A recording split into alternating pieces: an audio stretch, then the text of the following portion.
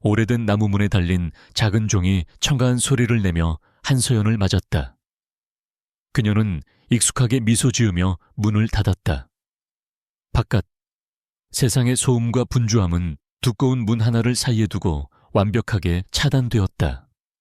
이곳, 기억의 숲은 그녀만의 성역이자 세상의 모든 이야기들이 숨쉬는 공간이었다. 서점 안은 오래된 종이와 잉크가 뒤섞인 특유의 향기로 가득했다. 할아버지에게서 물려받은 이 서점은 단순한 가게가 아니었다. 그것은 그녀의 유년이었고 가족이었으며 삶 그 자체였다. 서연은 부드러운 천을 들고 낡은 목자의 서가 사이를 천천히 거닐었다. 오후의 햇살이 커다란 창을 통해 비스듬히 들어와 공기 중에 떠다니는 먼지 입자들을 금가루처럼 반짝이게 만들었다. 그녀의 손길은 한 권 한 권의 책 위를 경건하게 스쳤다. 표지가 닳고 색이 바랜 책들은 저마다의 사연을 품고 있었다. 그녀는 책의 무게와 질감을 느끼며 그 안에 담긴 작가의 영혼과 독자들의 흔적을 상상하곤 했다. 이곳은 책을 파는 곳이라기보다는 잊혀가는 기억들을 보관하는 장소에 가까웠다. 그녀는 서가 맨 끝에 있는 작은 작업대로 향했다. 그곳에는 며칠 전 들어온 표지가 거의 너덜너덜해진 동화책이 놓여 있었다. 서연은 섬세한 손길로 특수 제작된 접착제를 바르고 낡은 표지를 조심스럽게 복원하기 시작했다. 그녀의 집중력은 최고조에 달했다. 그녀에게 책을 고치는 일은 생명을 불어넣는 의식과도 같았다. 찢어진 페이지를 읽고 해진 모서리를 다듬으며 그녀는 이야기가 다음 세대로 계속 이어질 수 있도록 돕고 있었다. 평화로운 정적을 깨고 문에 달린 종이 거칠게 울렸다. 서연은 놀라 고개를 들었다. 단골 손님들의 부드러운 발걸음과는 확연히 다른 무언가 이질적인 침입이었다. 검은 정장을 입은 두 명의 남자가 서점 안으로 들어섰다. 그들의 비싼 구두는 삐걱거리는 나무 바닥과 어울리지 않았고 강한 향수 냄새는 서점의 고유한 향기를 침범했다. 그들은 서점 내부를 무례하게 훑어보았고 그들의 눈빛에는 존중 대신 평가와 계산만이 담겨 있었다. 한 남자가 앞으로 나서며 서류 봉투를 내밀었다. 그의 목소리는 서점의 고요함에 찬물을 끼얹는 듯 건조하고 기계적이었다. 한서연 씨, 맞으십니까? 유진건설에서 나왔습니다. 서연은 자리에서 일어나 그들을 마주했다. 그녀의 심장이 불안하게 뛰기 시작했지만 그녀는 애써 침착함을 유지하려 했다. 그녀는 남자들이 내민 봉투를 받아들었다. 봉투는 차갑고 낯선 무게를 가지고 있었다. 손끝에서부터 불길한 예감이 스며드는 것 같았다. 서연은 천천히 봉투를 열어 안에 서류를 꺼내 읽기 시작했다. 도시재개발 사업구역 내 부동산 강제 수용 및 철거 예정 통지서. 몇 줄의 딱딱한 활자가 그녀의 세상을 무너뜨리고 있었다. 그녀의 눈은 철거라는 단어에 고정되었다. 숨이 멎는 것 같았다. 수십 년 동안 이곳을 지켜온 할아버지의 시간. 그녀가 쌓아온 추억. 그리고 수많은 이야기들이 머물던 이 공간이 사라진다는 것을 의미했다. 그녀의 손이 미세하게 떨리기 시작했다. 남자는 서연의 표정, 변화를 무감각하게 지켜보며 말을 이었다. 해당 구역은 유진그룹의 BBIP 프리미엄 주상복합단지 프로젝트 부지로 최종 확정되었습니다. 법적 절차에 따라 보상금 협의가 진행될 예정이나 철거 계획은 변동이 없습니다. 이의가 있으시면 통지서에 기재된 절차에 따라 접수하십시오. 그의 말에는 한치의 감정도 섞여 있지 않았다. 그에게 이 서점은 그저 거대한 프로젝트를 가로막는 하나의 장애물에 불과했다. 서연은 깊게 숨을 들이마셨다. 떨리는 목소리를 가다듬고 남자들을 똑바로 쳐다보았다. 이곳은 그냥 건물이 아닙니다. 역사적 가치가 있는 곳입니다. 수십 년 된 서점이고 이 지역의 일부입니다. 이렇게 일방적으로 통보하고 철거할 수는 없습니다. 그녀의 목소리는 작았지만 단호했다. 그녀의 눈빛은 두려움 속에서도 결코 꺾이지 않는 의지를 담고 있었다. 그녀는 이 부당함에 순순히 물러설 생각이 없었다. 그러나 남자에게 그녀의 항변은 들리지 않는 듯 했다. 그는 시계를 한번 흑입보고는 귀찮다는 듯이 말했다. 한소연 씨, 개인적인 사정은 이해하지만 사업은 사업입니다. 모든 것은 법과 원칙에 따라 진행됩니다. 저희는 통지서를 전달했으니 저희 임무는 끝났습니다. 그럼 이만. 그들은 차갑게 돌아섰고 그들의 구두 소리는 서점의 나무 바닥에 상처처럼 울리며 멀어졌다. 문이 닫히고 종소리가 마지막으로 울린 뒤 서점에는 다시 무거운 침묵이 내려앉았다. 서연은 한동안 그 자리에 못 박힌 듯 서 있었다. 손에 들린 차가운 통지서가 현실임을 끊임없이 상기시켰다. 그녀는 천천히 고개를 돌려 서점 안을 둘러보았다. 햇살은 여전히 서가를 비추고 있었고 책들은 변함없이 그 자리에 있었다. 하지만 모든 것이 다르게 느껴졌다. 평화롭던 공간은 이제 시한부 선고를 받은 환자처럼 위태로워 보였다. 그녀의 성역에 금이 가기 시작했다. 이제 더 이상 안전하지 않았다. 그녀는 작업대로 돌아와 의자에 힘없이 주저앉았다. 복원하던 동화책이 눈에 들어왔다. 용감한 기사가 사악한 용으로부터 성을 지켜내는 이야기였다. 어릴 적 할아버지가 수없이 읽어주던 책이었다. 할아버지는 언제나 말씀하셨다. 서연아, 모든 이야기에는 힘이 있단다. 세상을 바꿀 수도 있는 강한 힘이 말이야. 그녀는 낡은 동화책 표지를 부드럽게 쓰다듬었다. 지금 그녀에게 필요한 것은 바로 그 힘이었다. 분노와 절망이 파도처럼 밀려왔지만 서연은 그것에 휩쓸리지 않으려 애썼다. 그녀는 눈을 감고 할아버지의 따뜻했던 미소와 서점을 가득 채웠던 사람들의 웃음소리를 떠올렸다. 이 서점은 단순한 벽돌과 나무로 지어진 공간이 아니었다. 수많은 사람들의 기억과 이야기가 겹겹이 쌓여 만들어진 숲이었다. 그녀는 결코 이 숲이 베어지는 것을 가만히 보고만 있을 수 없었다. 그녀는 이 숲을 지켜야만 했다. 서연은 자리에서 일어났다. 그녀의 눈빛은 더 이상 흔들리지 않았다. 그녀는 법률 서적이 꽂혀 있는 서가로 걸어갔다. 부동산법, 건축법, 문화재 보호법. 그녀는 관련된 책들을 하나씩 꺼내기 시작했다. 그녀는 법에 대해 잘 알지 못했다. 거대한 건설사와 맞서 싸우는 것은 계란으로 바위치기일 수도 있었다. 하지만 그녀는 포기하지 않을 것이다. 그녀는 자신이 가진 모든 것을 이용해 싸울 준비가 되어 있었다. 밤이 깊어지고 서점에 어둠이 내렸다. 서연은 작은 스탠드 불빛 아래에서 법률 서적들을 파고들었다. 복잡한 용어와 조항들이 머리를 아프게 했지만 그녀는 멈추지 않았다. 페이지를 넘기는 소리만이 서점의 정적을 채웠다. 그녀는 알아야 했다. 자신의 권리가 무엇인지, 이 부당함에 맞서 무엇을 할 수 있는지. 그녀의 싸움은 이미 시작되었다. 기억의 숲을 지키기 위한 한 여성의 외롭고도 강인한 싸움이었다. 다음 날 아침, 서연은 밤새 잠을 설친 탓에 퀭한 얼굴로 서점 문을 열었다. 하지만 그녀의 마음은 어제보다 훨씬 단단해져 있었다.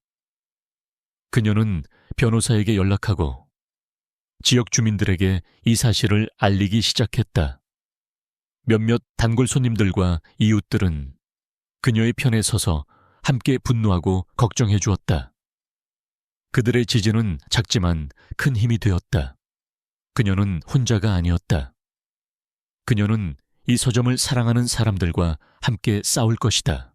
며칠이 지났다. 유진건설 측에서는 보상금 협의를 위해 다시 사람을 보냈다. 그들은 업계 최고 수준의 보상금을 제시하며 서연을 회유하려 했다. 하지만 서연은 단호하게 거절했다. 이 서점은 돈으로 환산할 수 있는 곳이 아닙니다. 저는 팔지 않겠습니다. 그녀의 대답에 유진건설의 직원들은 당혹감을 감추지 못했다. 그들은 돈으로 해결되지 않는 상황에 익숙하지 않았다. 그들의 표정에는 짜증과 경멸이 서려 있었다. 소문은 빠르게 퍼져나갔다. 작은 서점이 거대 기업의 재개발에 맞서고 있다는 이야기는 지역신문에 작은 기사로 실리기도 했다. 하지만 세상의 관심은 잠시뿐이었고 거대한 프로젝트의 흐름을 바꾸기에는 역부족이었다. 서연은 행정소송을 준비했지만 승산이 희박하다는 것을 그녀 자신도 잘 알고 있었다. 시간은 무심하게 흘러갔고 철거 예정일은 점점 더 가까워지고 있었다. 절망의 그림자가 그녀의 마음속에 드리워지기 시작했다. 그녀는 매일 밤 서점이 문을 닫은 뒤에도 홀로 남아 책들을 정리했다. 마치 마지막 인사를 나누는 것처럼 그녀는 책 한 권 한 권을 소중하게 닦고 석에 가지런히 정리했다. 책들은 그녀에게 위로를 건네는 듯했다. 수많은 영웅들의 이야기, 역경을 이겨낸 사람들의 이야기, 사랑과 희망을 노래하는 이야기들이 그녀에게 용기를 주었다. 그녀는 다시 마음을 다잡았다. 끝까지 싸워야 한다고 그러던 어느 비 오는 저녁이었다. 마지막 손님마저 떠나고 서연이 문을 닫으려 할 때 육중한 세단 한 대가 서점 앞에 멈춰 섰다. 차에서 내린 남자는 검은 우산을 쓰고 있었지만 그의 주변 공기는 유난히 차갑게 느껴졌다. 그는 곧장 서점 안으로 들어왔다. 문에 달린 종이 유난히 날카로운 소리를 냈다. 남자는 흠뻑 젖은 우산을 접으며 주변을 둘러보았다. 그의 시선이 닿는 곳마다 공기가 얼어붙는 듯 했다. 그는 값비싼 맞춤 정장을 입고 있었고 그의 얼굴은 감정 없이 조각된 대리석 같았다. 차갑고 날카로운 눈매, 굳게 닫힌 입술. 그는 유진건설의 직원들과는 차원이 다른 압도적인 존재감을 뿜어냈다. 서연은 본능적으로 그가 평범한 인물이 아님을 직감했다. 그녀는 긴장감에 마른 침을 삼키며 그를 마주 보았다. 남자의 시선이 서연에게 향했다. 그의 눈은 깊고 어두워서 그 속을 전혀 읽을 수 없었다. 남자가 먼저 입을 열었다. 그의 목소리는 낮고 차가웠지만 이상하게도 사람을 집중시키는 힘이 있었다. 당신이 한서연 씨인가? 그것은 질문이라기보다는 확인에 가까웠다. 서연은 조심스럽게 고개를 끄덕였다. 제가 한서연입니다. 누구신지 여쭤봐도 될까요? 그녀의 목소리는 미세하게 떨리고 있었다. 남자의 존재감만으로도 서점 안의 공기는 무겁게 가라앉아 있었다. 남자는 대답 대신 서점 안을 천천히 둘러보았다. 그의 시선은 낡은 서가와 빛바랜 책들을 세심하게 훑었다. 그의 표정에는 어떤 변화도 없었지만 서연은 그가 모든 것을 꿰뚫어 보고 있다는 느낌을 받았다. 잠시 후 그의 시선이 다시 서연에게 돌아왔다. 그는 마치 최종 판결을 내리는 판사처럼 말했다. 나는 유진그룹의 회장 권태하라고 한다. 그 순간 서연은 세상이 멈추는 것 같은 충격을 받았다. 유진그룹의 회장, 이 모든 일의 정점에 있는 남자, 철거 통지서에 찍힌 최종 결재자. 그가 왜 직접 이곳에 나타난 것일까? 서연은 수만 가지 생각으로 머릿속이 복잡해졌다. 그녀는 자신도 모르게 주먹을 꽉 쥐었다. 이 남자가 바로 자신의 소중한 공간을 빼앗으려는 원흉이었다. 그녀의 눈에 저기가 서리기 시작했다. 그녀는 이 남자 앞에서 결코 약한 모습을 보이지 않으리라 다짐했다. 권태하는 그녀의 변화를 눈치챘지만 전혀 개의치 않는 듯 했다. 그는 오히려 한 걸음 더 다가왔다. 그의 차가운 시선이 서연의 얼굴에 머물렀다. 그는 서연의 저항에 대해 모든 것을 보고받았을 것이다. 그녀의 소송 준비, 지역 주민들의 서명운동, 언론 인터뷰까지 이 모든 것이 그에게는 귀찮고 하찮은 일이었을 것이다. 그는 아마도 이 모든 것을 끝내기 위해 직접 이곳에 온 것이리라. 서연은 결연한 목소리로 말했다. 회장님이 직접 오실 줄은 몰랐군요. 하지만 제 대답은 같습니다. 저는 이 서점을 포기하지 않을 겁니다. 돈 때문이 아닙니다. 이곳은 제 전부입니다. 그녀는 자신의 모든 용기를 끌어모아 그의 눈을 똑바로 응시했다. 거대한 권력 앞에서 한 개인은 너무나도 무력했지만 그녀는 자신의 진심을 전하고 싶었다. 그녀의 신념을, 그녀의 절박함을, 권태하는 그녀의 말을 끝까지 들었다. 그의 얼굴에는 여전히 아무런 표정도 떠오르지 않았다. 그는 잠시 침묵했다. 서점 안에는 빗소리와 그의 숨소리만이 들려왔다. 서연은 그의 다음 말을 기다리며 숨을 죽였다. 그가 과연 어떤 냉혹한 말을 내뱉을까? 당장이라도 모든 것을 포기하라는 협박일까? 아니면 경멸 섞인 조롱일까?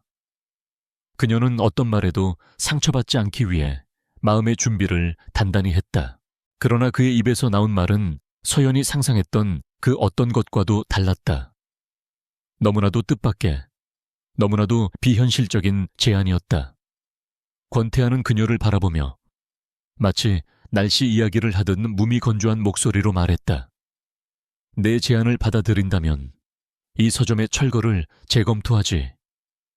그의 말에 서연의 눈이 커졌다. 재검토. 그것은 그녀가 그토록 바라던 희망의 단어였다. 하지만 그가 내건 조건은 그녀의 상식을 완전히 벗어나는 것이었다. 권태하의 차가운 시선이 그녀에게 고정된 채 그의 입술이 열렸다. 그가 내뱉은 문장은 너무나도 기이해서 한서연은 자신의 귀를 의심해야만 했다. 매일 밤 내 저택으로 와서 나에게 책을 읽어줘. 빗소리가 순간 멀어지고 서점 안의 모든 소리가 사라진 듯한 착각에 빠졌다.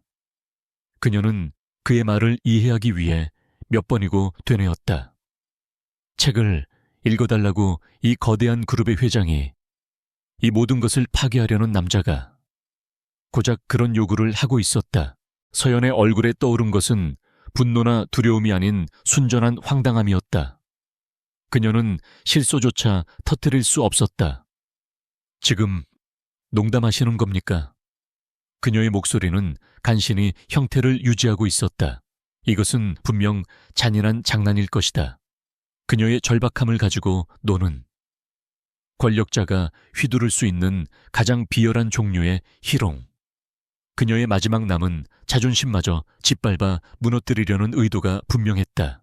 하지만 권태하의 얼굴에는 농담의 기색이 전혀 없었다.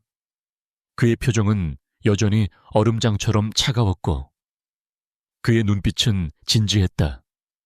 나는 농담을 하지 않아. 이것은 거래 조건이다. 당신이 매일 밤 내게 책을 읽어준다면 나는 이 서점의 철거를 보류하고 프로젝트 계획을 전면 재검토하겠다. 물론 당신이 거절한다면 원한대로 진행될 뿐이고. 그의 목소리에는 어떤 감정도 실려 있지 않아 오히려 더 위협적으로 들렸다. 서연은 어이가 없어서 말문이 막혔다. 이 남자는 제정신인가? 그녀는 자신의 서점을, 할아버지의 유산을, 삶의 전부를 지키기 위해 법과 상식의 테두리 안에서 싸우고 있었다. 그런데 그는 마치 어린아이에게 사탕을 내밀며 심부름을 시키듯 모욕적이고 비상식적인 요구를 하고 있었다. 그녀의 가슴 속에서 차가운 분노가 치밀어 올랐다. 이것은 단순한 거래가 아니라 인격에 대한 모독이었다. 그녀는 턱을 곧게 세우고 그의 눈을 똑바로 마주했다. 거절하겠습니다. 제 서점은 그런 식의 모욕적인 거래의 대상이 될 수 없습니다. 차라리 법정에서 싸우겠습니다. 회장님께서 원하시는 게 제 굴복이라면 꿈도 꾸지 마십시오. 그녀의 목소리는 떨리지 않았다. 그녀는 가난했지만 비굴하지 않았다. 그녀에게는 지켜야 할 자존심과 신념이 있었다. 돈과 권력 앞에 모든 것을 내던질 수는 없었다. 권태하는 그녀의 단호한 거절에도 눈 하나 깜짝하지 않았다. 그는 오히려 흥미롭다는 듯 미세하게 눈썹을 들어 올렸다. 법정 승산 없는 싸움에 시간과 돈을 낭비하겠다는 건가? 당신 같은 개인은 유진그룹의 법무팀을 상대로 단 하루도 버티지 못해. 그는 현실을 냉혹하게 짚어주었다. 나는 당신에게 선택권을 주는 거야. 자존심을 지키고 모든 것을 잃든가, 아니면 잠시 자존심을 접고 모든 것을 지키든가. 그의 말은 비수처럼 날아와 서연의 심장에 박혔다. 그녀는 그가 틀리지 않았음을 알고 있었다. 그녀가 밤새워 읽었던 법률 서적들도 결국 같은 결론을 말하고 있었다. 거대 자본 앞에서 개인의 권리는 너무나도 쉽게 무시되었다. 하지만 그렇다고 해서 그의 발밑에 기어들어가라는 말인가? 그녀의 영혼을 팔아서 이 건물을 지키는 것이 과연 의미가 있는 일일까? 그녀의 마음속에서 격렬한 갈등이 일어났다. 권태하는 그녀의 흔들리는 눈빛을 놓치지 않았다. 그는 품 안에서 명함 지갑을 꺼내 명함 한 장을 테이블 위에 올려놓았다. 내일 아침까지 생각할 시간을 주지. 결정이 서면 이 번호로 연락하도록. 그는 더 이상 아무 말도 하지 않았다. 그에게는 이 제안이 그녀가 받아들일 수밖에 없는 유일한 동아줄이라는 확신이 있었다. 그는 몸을 돌려 서점 문을 향해 걸어갔다. 그의 발걸음은 여전히 자신감 넘치고 오만했다. 차가운 밤 공기와 함께 권태하가 사라지자 서연은 그 자리에 주저앉을 수밖에 없었다. 다리에 힘이 풀렸다. 그의 압도적인 존재감이 사라진 공간은 텅 비어 보였고 오직 빗소리만이 그녀의 혼란스러운 마음을 대변하듯 창문을 두드렸다. 그녀의 시선은 테이블 위에 놓인 차가운 명함에 머물렀다. 검은색 바탕에 금색으로 새겨진 회장 권태하라는 이름이 그녀를 조롱하는 듯했다. 그녀는 왜 하필 책을 읽어주는 것이었을까 하고 생각했다. 수많은 요구 중에 왜 그것이었을까? 그의 의도를 알 수 없었기에 더욱 불쾌하고 두려웠다. 그저 변덕스러운 권력자의 유희일까? 아니면 그 뒤에 숨겨진 다른 목적이 있는 것일까? 그녀는 그의 얼음 같은 얼굴과 텅 빈 눈동자를 떠올렸다. 그에게서는 인간적인 온기라고는 전혀 찾아볼 수 없었다. 그런 남자에게 매일 밤 책을 읽어주는 상상만으로도 소름이 돋았다. 서해, 여는 자리에서 일어나 서점 안을 천천히 걸었다. 그녀의 손끝이 낡은 책등을 스쳤다.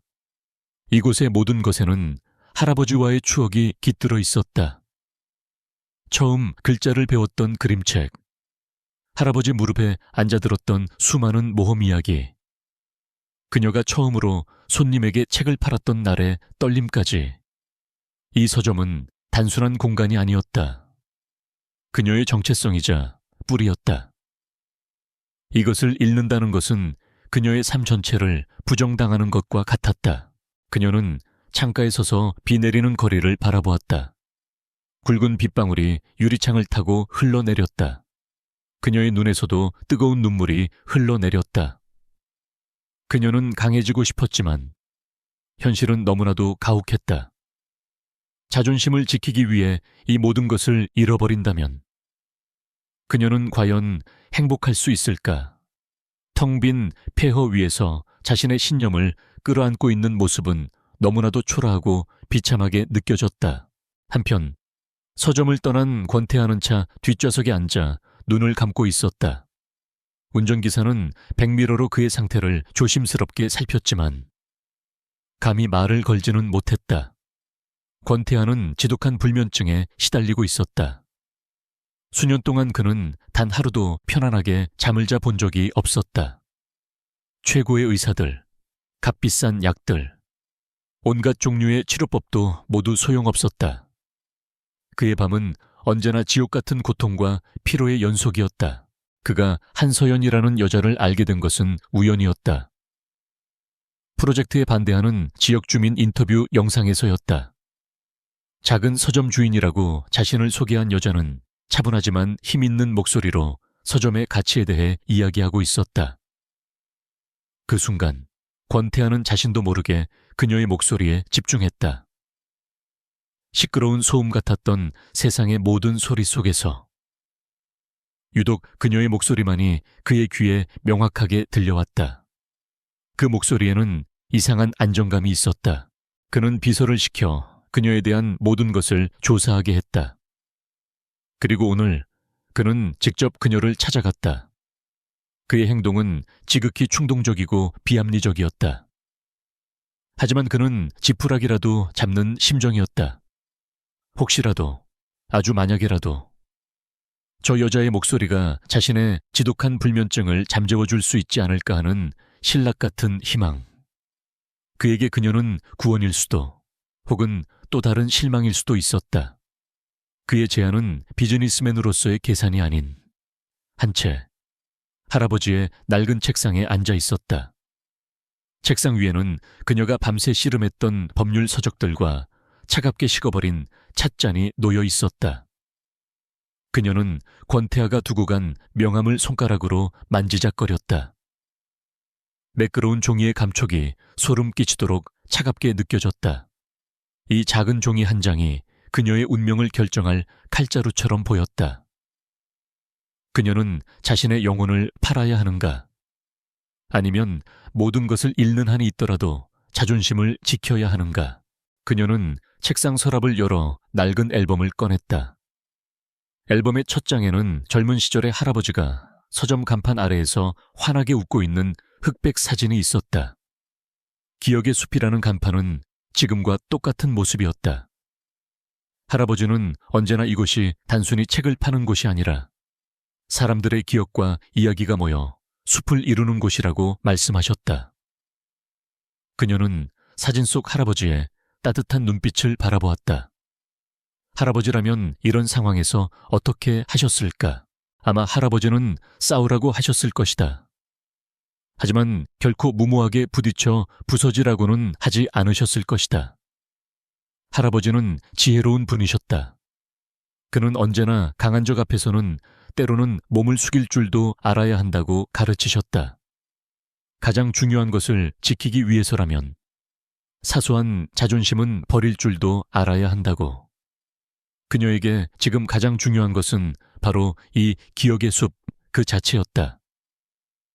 그녀가 사라지고 나면 아무 의미 없는 건물일 뿐이지만 그녀가 지켜낸다면 이곳은 계속해서 숲으로 남을 수 있었다. 그녀는 권태아라는 남자를 다시 떠올렸다. 그의 텅 빈 눈동자, 감정 없는 목소리. 그는 왜 책을 읽어달라는 기이한 요구를 했을까? 그 이유를 알 수 없다는 것이 그녀를 가장 불안하게 만들었다. 하지만 동시에 한 가지는 확실했다. 그에게는 무언가 결핍되어 있었다. 거대한 부와 절대적인 권력을 가졌지만 그의 내면은 황량한 사막과 같아 보였다. 어쩌면 이야기가, 그녀의 목소리로 전해지는 이야기가 그의 사막에 작은 샘물이 될 수 있을지도 모른다는 터무니없는 생각이 스쳤다. 물론 그것은 순진한 생각일 뿐이다. 그는 그저 변덕스럽고 오만한 권력자일 가능성이 훨씬 높았다. 그녀를 자신의 발 아래에 두고 조종하며 즐거워할지도 모른다. 그녀는 그 모든 모욕과 굴욕을 감당해야 할 것이다. 하지만 그녀는 결코 그의 노예가 되지는 않을 것이다. 이것은 거래일 뿐이다. 그녀는 자신의 목소리와 시간을 제공하고 그는 서점의 생존을 보장한다. 그녀는 마음속으로 계약 조건을 명확히 했다. 이것은 항복이 아니라 전략적인 후퇴였다. 밤새 내리던 비가 그치고 동쪽 하늘이 희미하게 밝아오기 시작했다. 창밖으로 보이는 세상은 비에 씻겨 한층 더 선명해 보였다. 서연은 긴 밤의 끝에서 마침내 결정을 내렸다. 그녀는 더 이상 망설이지 않았다. 그녀의 눈빛에는 체념과 함께 강한 결의가 서려 있었다. 그녀는 자신의 무기가 무엇인지 잘 알고 있었다. 그것은 바로 이야기의 힘이었다. 그녀는 그 힘을 이용해 이 싸움에서 살아남을 것이다. 그녀는 자리에서 일어나 차갑게 식은 차를 마셨다. 그리고 권태하의 명함을 집어들었다. 그녀는 작은 심호흡을 한 뒤 자신의 휴대폰으로 명함에 적힌 번호를 눌렀다. 신호음이 몇 번 울리고 곧이어 감정 없는 비서의 목소리가 들려왔다.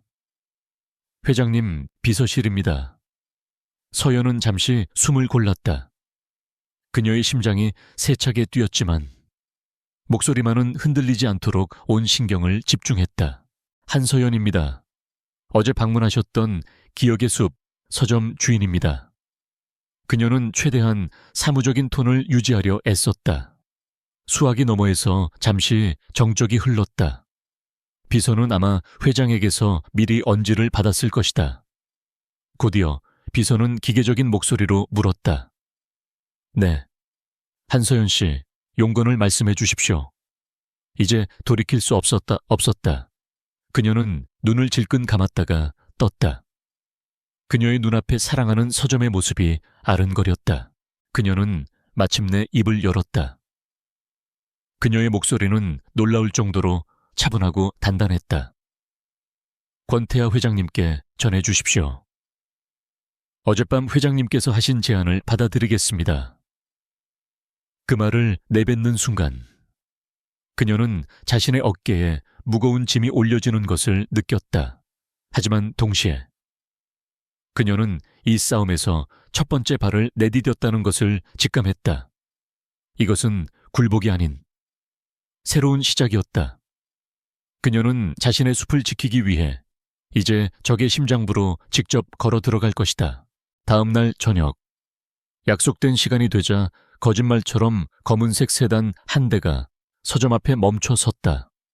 어제 권태하가 타고 왔던 바로 그 차였다. 서연은 마지막으로 서점에 불을 끄고 문을 잠갔다. 차에서 내린 운전기사는 아무 말 없이 그녀를 위해 뒷좌석 문을 열어주었다. 차 안은 최고급 가죽 냄새로 가득했고 바깥 세상의 모든 소음이 완벽하게 차단되어 숨막히는 정적이 흘렀다. 그녀는 마치 다른 세계로 납치되는 듯한 기분에 사로잡혔다. 차는 서울의 익숙한 골목길을 벗어나 점점 더 낯선 풍경 속으로 들어갔다. 화려한 상점과 소박한 주택들이 사라지고 그 자리를 거대한 담과 굳게 닫힌 철문들이 차지하기 시작했다.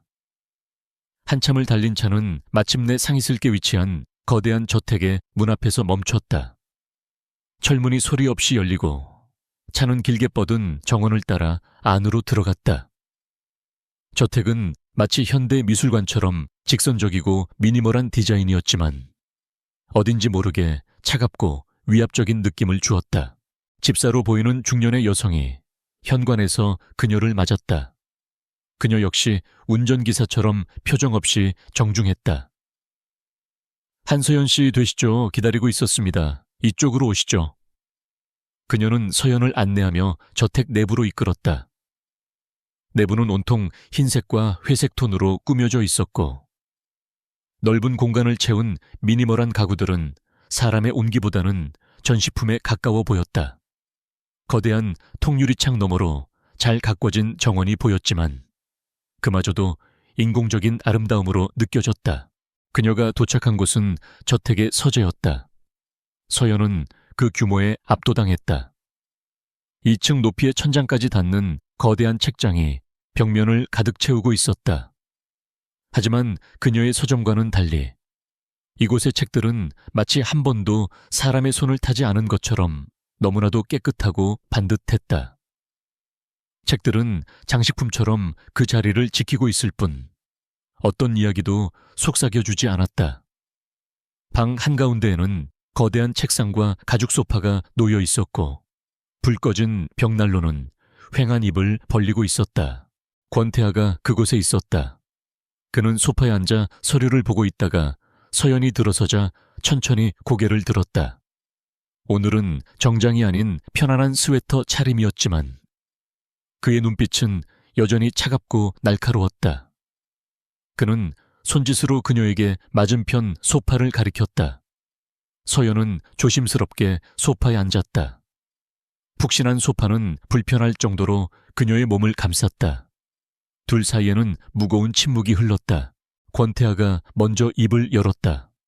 그의 목소리는 어제와 마찬가지로 건조했다. 앞으로 매일 저녁 이 시간에 와서 정확히 1시간 동안 책을 읽도록. 책은 저기서 아무거나 골라도 상관없다.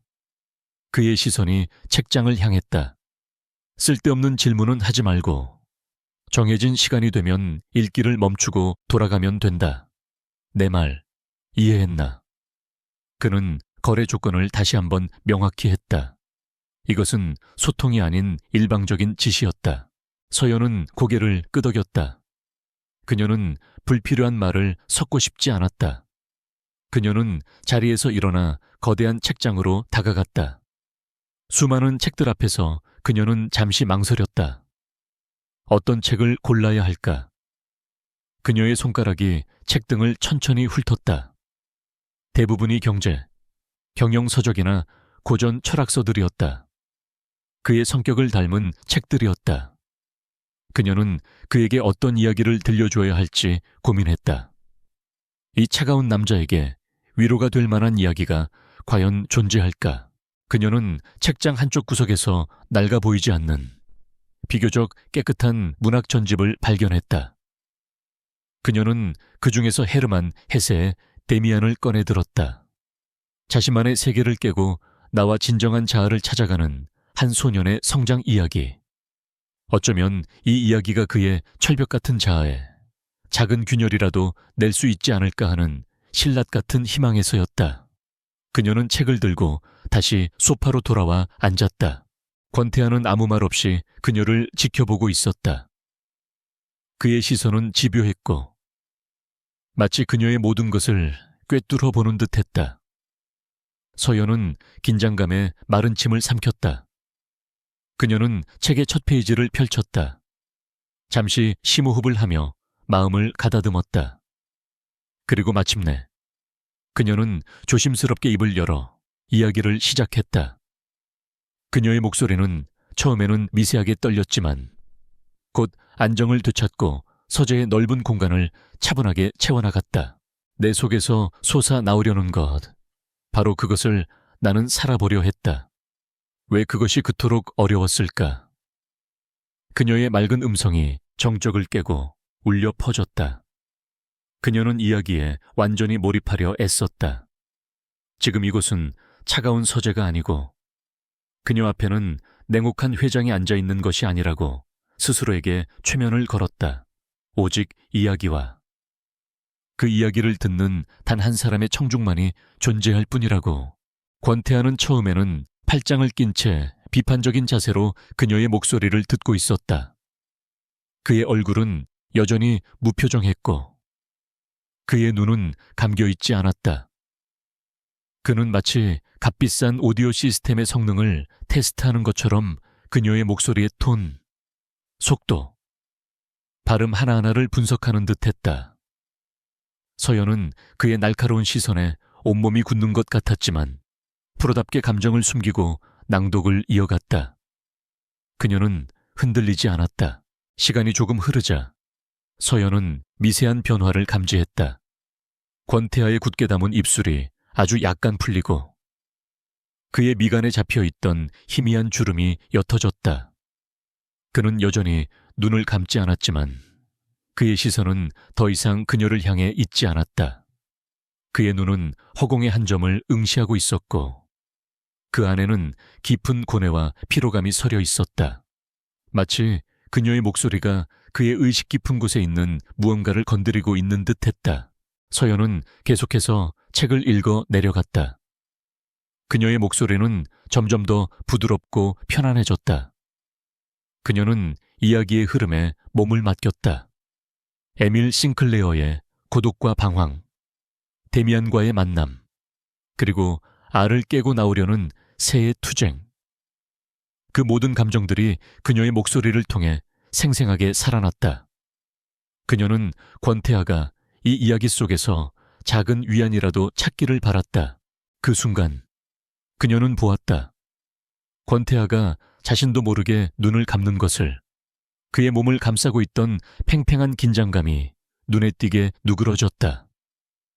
그의 고개가 소파 등받이에 편안하게 기댔고 규칙적으로 움직이던 그의 손가락이 마침내 멈췄다.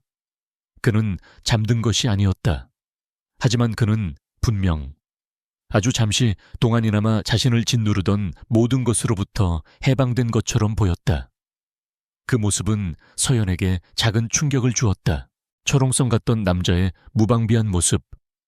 그녀는 처음으로 그의 얼굴에서 냉혹한 회장이 아닌 지치고 상처받은 한 인간의 그림자를 보았다. 그 순간 그녀는 그에 대해 가졌던 순수한 적개심 외에 다른 감정을 느끼게 되었다. 그것은 연민과도 비슷했지만 그보다는 더 복잡한 호기심에 가까웠다. 이 남자에게는 도대체 어떤 사연이 있는 것일까? 무엇이 그를 이토록 공허하고 차갑게 만들었을까? 정확히 1시간이 되었을 때 마치 알람이라도 맞춘 것처럼 권태아가 갑자기 눈을 떴다. 그의 눈빛은 다시 원래의 차갑고 날카로운 상태로 돌아와 있었다. 방금 전에 평온한 모습은 온데간데 없었다. 그는 아무 일도 없었다는 듯 낮은 목소리로 말했다. 거기까지. 그의 목소리는 다시 감정이 없는 기계음 같았다. 그는 자리에서 일어나 서류가 놓인 책상으로 향했다. 마치 그녀는 이제 더 이상 존재하지 않는다는 듯이 서연은 읽던 부분을 조용히 책갈피로 표시하고 책을 덮었다. 그녀의 심장은 이상하게 뛰고 있었다. 방금 본 그의 모습이 뇌리에서 떠나지 않았다. 그녀가 자리에서 일어나자 문 밖에서 기다리고 있던 집사가 조용히 들어왔다. 모시겠습니다. 서연은 권태에게 아무 말도 하지 않았다. 그 역시 그녀에게 눈길 한번 주지 않았다. 첫 번째 밤의 거래는 그렇게 끝났다. 돌아오는 차 안에서 서연은 창밖의 야경을 멍하니 바라보았다. 기분이 이상했다. 모욕감과 수치심을 느낄 것이라 생각했지만 마음속은 의외로 차분했다. 오히려 알 수 없는 감정들이 복잡하게 뒤섞여 있었다. 그의 갑옷에 생긴 아주 작은 틈을 발견한 것 같은 기분. 그것은 그녀에게 아주 작은 희망, 혹은 더 큰 위험의 시작을 예고하는 것일지도 몰랐다. 그녀의 일상은 이제 돌이킬 수 없이 변해버렸다. 서점에 도착한 그녀는 익숙한 공간에 들어서고 나서야 긴장이 풀리는 것을 느꼈다. 그녀는 기억의 숲의 공기를 깊게 들이마셨다. 오래된 종이 냄새가 그녀를 위로해 주었다. 그녀는 오늘 밤 자신이 겪은 일이 마치 비현실적인 꿈처럼 느껴졌다. 하지만 그것은 분명한 현실이었다. 앞으로 그녀는 매일 밤 그 차가운 서재에서 얼음 같은 남자를 위해 책을 읽어야 한다. 그녀의 싸움은 이제 막 다른 국면으로 접어들고 있었다. 그렇게 이상한 밤의 의식은 일상이 되었다. 매일 저녁 같은 시간에 검은 세단이 서점 앞에 도착했고 서연은 감정을 지운 채 올라타 차가운 저택으로 향했다. 권태아의 서재는 여전히 인간적인 온기라고는 찾아볼 수 없는 공간이었고 그들의 만남은 늘 침묵으로 시작해 침묵으로 끝났다. 서연은 책을 읽었고 권태아는 소파에 앉아 눈을 감고 듣기만 했다. 그들은 필요 이상의 말을 단 한마디도 나누지 않았다. 그것은 서로에게 보이지 않는 벽을 쌓는 것과 같은 암묵적인 규칙이었다. 처음 며칠 동안 서연은 데미안을 마저 읽었다. 이야기가 끝났을 때 권태아는 아무런 감상도 말하지 않았다. 그저 다음 책이라고 짧게 말했을 뿐이다. 서연은 그의 무심한 반응에 실망하지 않으려 애썼다. 그녀는 이것이 감정을 나누는 시간이 아니라 철저한 비즈니스라는 것을 스스로에게 끊임없이 상기시켰다. 하지만 그녀의 마음속 깊은 곳에서는 작은 반항심이 싹트고 있었다. 그녀는 단순히 목소리를 파는 기계가 되기를 거부했다. 그녀는 책을 선택하는 행위를 자신의 유일한 무기로 삼기로 했다. 그녀는 더 이상 아무 책이나 고르지 않았다. 그녀는 권태하라는 남자를 관찰하기 시작했다. 그의 굳게 닫힌 입술, 공허한 눈동자, 세상 모든 것에 지친 듯한 태도. 그녀는 그에게 어떤 이야기가 필요한지 고민했다. 그녀의 선택은 이제 조용한 전쟁의 시작이었다. 그녀는 그의 철옹성 같은 마음에 파문을 일으킬 수 있는 이야기들을 신중하게 골랐다. 그녀는 알베르 카뮈의 이방인을 선택했다. 세상과 자신 사이의 부조리를 느끼며 살아가는 모에르소의 이야기를 통해 그녀는 권태아가 느끼는 공허함의 정체를 묻고 싶었다. 그녀가 감정 없는 목소리로 메르소의 독백을 읽어 내려갈 때 권태아의 미간이 미세하게 찌푸려지는 것을 그녀는 놓치지 않았다. 그는 여전히 아무 말도 하지 않았지만 그의 내면에서 무언가 동요하고 있음을 그녀는 느낄 수 있었다. 다음으로 그녀는 조지 오웰의 동물농장을 골랐다. 권력의 타락과 배신에 대한 우화. 그녀는 유진그룹이라는 거대한 왕국을 다스리는 그가 이 이야기에서 무엇을 볼지 궁금했다. 돼지 나폴레옹이 동료들을 숙청하고 독재자로 군림하는 대목을 읽을 때 권태아는 처음으로 희미한 냉소를 입가에 띄웠다. 그것은 아주 짧은 순간이었지만 서연은 그가 자신의 세계를 이야기에 투영하고 있음을 확신했다. 그녀의 책 선택은 점점 더 대담해졌다. 그녀는 상실과 구원, 가족의 의미, 집이라는 공간의 소중함에 대한 이야기들을 골랐다. 그녀는 프랜시스 호지슨 버넷의 비밀의 화원을 읽었다. 상처받은 아이들이 버려진 정원을 가꾸며 서로의 마음을 치유하는 이야기였다. 메리가 비밀의 화원문을 처음 여는 순간을 묘사할 때 서연은 자신의 목소리에 진심 어린 온기를 담았다. 그날 밤 권태아는 거의 잠이 든 것처럼 보였다. 그의 숨소리는 깊고 평온했다. 이 밤의 의식은 서서히 두 사람에게 미묘한 변화를 가져오고 있었다. 서연에게 낭독은 더 이상 굴욕적인 노동이 아니었다. 그것은 그녀가 권태아라는 거대한 벽에 던지는 작은 돌멩이와 같았다. 그녀는 매일 밤 어떤 돌멩이를 던질지 고심했다. 권태아에게 밤의 1시간은 더 이상 불면의 고통을 잊기 위한 마취제가 아니었다. 그녀의 목소리가 들려주는 이야기들은 그의 잊고 있던 기억들을 수면 위로 끌어올리고 그의 메마른 감정을 자극하기 시작했다. 그는 여전히 차가웠고 오만했지만 서연은 그의 갑옷 아래에서 아주 작은 인간적인 흔적들을 발견하곤 했다. 책을 읽는 도중 그녀가 목이 잠겨 잠시 멈췄을 때 집사가 조용히 따뜻한 차를 들여온 적이 있었다. 그것이 누구의 지시였는지는 명백했다. 또 어떤 날은 그녀가 서점에 돌아왔을 때 보기 드문 희귀본 시집이 익명의 선물로 배달되어 있기도 했다. 그녀는 그것이 누구의 소행인지 짐작할 수 있었지만 애써 모른 척했다. 하지만 그들의 비밀스러운 밤의 의식은 영원히 감춰질 수 없었다. 유진그룹이라는 거대한 조직은 회장이라는 태양을 중심으로 돌아가는 행성계와 같았다. 태양의 아주 작은 움직임조차 행성들의 궤도에 영향을 미쳤다. 권태아의 변화는 그의 가장 가까운 측근들 사이에서 서서히 감지되기 시작했다. 유진건설의 사장 박민주는 그 변화를 가장 먼저 눈치챈 인물 중 하나였다. 그는 권태아의 오랜 라이벌이자 호시탐탐 그의 자리를 노리는 야심가였다. 그는 권태아가 매일 저녁 칼같이 퇴근하기 시작했다는 사실에 주목했다. 일에 미쳐있던 밤낮 없이 회사에서 살다시피 하던 권태아에게는 있을 수 없는 일이었다. 처음에는 대수롭지 않게 여겼지만 그런 날들이 1주일, 2주일 계속되자 박민준의 의심은 확신으로 바뀌었다. 박민준은 자신의 비서를 불러 낮은 목소리로 지시했다. 권 회장님 동향, 요즘 좀 이상하지 않나? 매일 저녁 어디서 뭘 하는지 자세히 좀 알아봐. 여자 문제인가? 아니면 건강에 이상이라도 생긴 건가? 사소한 거 하나라도 놓치지 말고 보고하도록. 그의 눈빛은 먹잇감을 발견한 하이에나처럼 번뜩였다.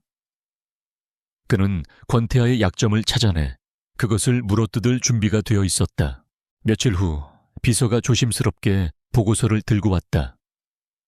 회장님께서는 매일 저녁 퇴근 후 현재 재개발 문제로 분쟁 중인 삼청동의 한 헌책방으로 향하시는 것으로 확인되었습니다.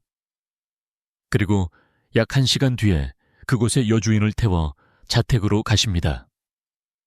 박민준은 의외의 보고 내용에 눈살을 찌푸렸다. 헌책방 재개발 분쟁 지역 그는 권태하가 그런 사소한 문제에 직접 개입할 인물이 아니라고 생각했다. 그 여자에 대해선 알아봤나? 박민준이 날카롭게 물었다. 비서는 준비한 자료를 내밀었다.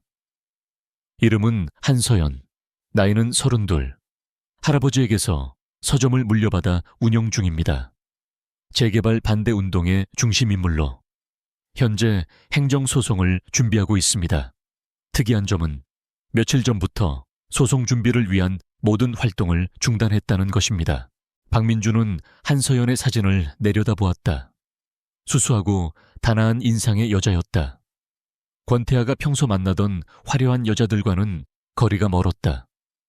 그는 도저히 이 둘의 관계를 이해할 수 없었다. 회장님이 자택에서 그 여자와 뭘 하는지 알아냈나? 비서는 고개를 저었다.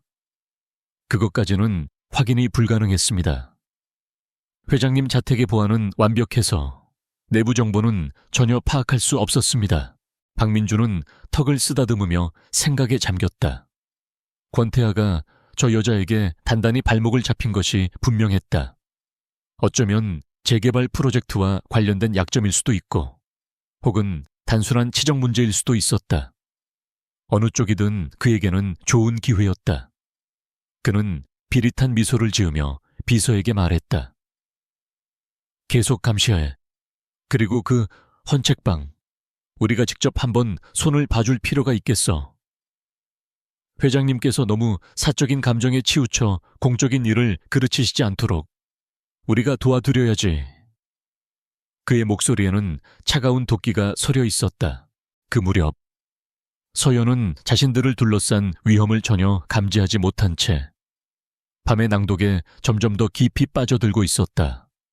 그날 밤 그녀가 선택한 책은 빅터 프랭클의 죽음의 수용소에서였다. 극한의 고통 속에서 삶의 의미를 찾아가는 저자의 기록. 그녀는 이 책이 권태하의 마음을 움직일 수 있을지 없을지 확신할 수 없었다. 하지만 그녀는 그에게 들려주고 싶었다. 인간의 존엄성과 희망에 대한 이야기를 그녀가 담담한 목소리로 아우슈비츠의 참상을 읽어 내려갈 때 서재 안의 공기는 그 어느 때보다 무겁게 가라앉았다. 권태하는 평소처럼 소파에 앉아 있었지만 그의 자세는 꼿꼿하게 굳어 있었다. 그의 주먹은 자신도 모르게 꽉 쥐어져 있었다. 서연은 그의 얼굴에서 전에는 본 적 없는 깊은 고통의 그림자를 보았다. 마치 그 자신이 수용소의 한가운데에 서 있는 것처럼 모든 것을 빼앗긴 인간에게 남는 마지막 한 가지는 어떤 상황에 놓이더라도 자신의 태도를 선택할 수 있는 자유. 자기 자신의 길을 선택할 수 있는 자유이다. 그녀가 이 문장을 읽었을 때 권태하의 입에서 아주 희미한 신음소리가 새어나왔다. 너무나도 작아서 서연만이 간신히 들을 수 있는 소리였다. 그녀는 순간 낭독을 멈추고 그를 바라보았다. 그의 눈은 감겨 있었지만 그의 굳게 닫힌 눈꺼풀이 파르르 떨리고 있었다. 그는 무언가와 필사적으로 싸우고 있는 것처럼 보였다. 그녀의 목소리가 들려주는 이야기는 더 이상 단순한 이야기가 아니었다. 그것은 그의 내면에 잠들어 있던 괴물을 깨우는 주문이 되고 있었다. 서연은 두려움을 느꼈다. 자신이 지금 너무 위험한 경계를 넘어서고 있는 것은 아닌지. 하지만 그녀는 멈출 수 없었다. 그녀는 계속 읽어야만 했다. 이야기만이 그를 구원할 수도, 혹은 완전히 파괴할 수도 있을 것이었다. 그날 밤 서연이 선택한 책은 오래된 한국 단편 소설집이었다. 그 중에서도 유독 비가 많이 내리는, 한 소년이 교통사고로 엄마를 잃는 슬픈 이야기가 담긴 단편을 읽기 시작했다. 그녀는 그저 작품성이 뛰어난 소설이라고만 생각했을 뿐, 그 이야기가 권태하에 굳게 닫힌 기억의 문을 폭력적으로 열어젖힐 열쇠가 될 것이라고는 상상조차 하지 못했다. 서재아는 평소와 다름없이 고요했고, 권태하는 소파에 깊숙이 몸을 묻은 채 눈을 감고 있었다. 서연은 차분한 목소리로 소설 속 장면을 묘사했다. 세찬 빗줄기가 자동차 앞 유리를 미친 듯이 때렸다. 와이퍼가 쉴 새 없이 움직였지만 흐릿한 시야는 좀처럼 나아지지 않았다. 소녀는 조수석에서 엄마의 옆모습을 불안하게 바라보았다. 그때였다. 반대편 차선에서 달려오던 트럭의 헤드라이트가 갑자기 시야를 하얗게 삼켜버렸다. 굉음과 함께 소년의 세상은, 그녀의 목소리가 그 비극적인 순간을 그리던 찰나였다. 갑자기 권태하의 몸이 격렬하기 시작했다. 그는 소파에서 쓰러질 듯 몸부림쳤고, 그의 입에서는 의미를 알 수 없는 고통스러운 신음이 터져 나왔다. 식은땀이 그의 이마와 목덜미를 적셨다. 그는 깊은 악몽의 바다에 빠져 허우적거리고 있었다. 그의 의식은 더 이상 서재에 있지 않았다. 그는 20여 년 전, 지옥 같았던 그날 밤의 빗속으로 되돌아가 있었다. 그의 눈꺼풀 아래로 끔찍한 영상들이 스쳐 지나갔다. 번개처럼 터지는 헤드라이트 불빛, 유리창이 깨지며 쏟아져 들어오던 차가운 빗물, 비명과 함께 자신을 감싸 안던 어머니의 마지막 온기, 그리고 피와 기름 냄새가 뒤섞인 역겨운 공기. 그는 찌그러진 차체 안에 갇혀 있었다. 아무리 소리쳐도 목소리는 나오지 않았고, 아무리 발버둥쳐도 몸은 움직이지 않았다. 끝없는 어둠과 공포가 어린 그를 집어삼키고 있었다. 안 돼. 마침내 권태하의 입에서 절규에 가까운 비명이 터져 나왔다. 그는 벌떡 상체를 일으켰고 공허한 눈으로 허공을 응시했다. 그의 눈동자는 극도의 공포로 풀려 있었다. 그의 거친 숨소리가 서재의 무거운 정적을 갈갈이 찢었다. 그는 현실과 악몽을 구분하지 못하는 듯 보였다. 그의 손은 보이지 않는 무언가를 필사적으로 밀어내려는 듯 허공을 헤매고 있었다. 서연은 너무나도 놀라 읽고 있던 책을 떨어뜨렸다. 그녀의 심장이 공포로 얼어붙었다. 늘 얼음처럼 차갑고 완벽하게 자신을 통제하던 남자의 모습은 온데간데 없었다. 그녀의 눈앞에 있는 것은 거대한 제국의 회장이 아니라 끔찍한 공포에 사로잡혀 길을 잃은 어린아이였다. 그의 처절한 모습에 그녀는 순간 자신도 모르게 숨을 멈췄다. 처음에는 두려움이 앞섰다. 이 남자가 무슨 짓을 할지 모른다는 본능적인 공포였다. 하지만 그의 눈에 서린 순수한 공포와 절망을 본 순간 그녀의 두려움은 다른 감정으로 바뀌었다. 그것은 연민이었다. 그 어떤 저기도 원망도 섞이지 않은, 한 인간이 다른 인간에게 느끼는 본원적인 감정. 그들의 관계를 규정하던 거래라는 차가운 단어는 그의 절규 한 번에 산산조각 나버렸다. 그녀는 더 이상 그를 자신의 서점을 빼앗으려는 냉혹한 사업가로 볼 수 없었다. 그녀는 자신도 모르게 자리에서 일어났다. 그리고 아주 조심스럽게 그에게 다가갔다. 그녀는 무엇을 해야 할지 알 수 없었다. 하지만 이대로 그를 혼자 내버려 둘 수는 없었다. 그녀는 낭독할 때와는 전혀 다른, 부드럽고 따뜻한 자신의 목소리로 그의 이름을 불렀다. 권태하 씨. 그녀의 목소리는 크지 않았지만 악몽의 잔해 속을 헤매던 그의 의식에 닿기에는 충분했다. 권태하는 소리에 반응해 천천히 고개를 돌렸다. 그의 풀려있던 눈동자가 서서히 초점을 찾기 시작했다. 그의 시야에 걱정스러운 얼굴로 자신을 바라보는 한서연의 모습이 들어왔다.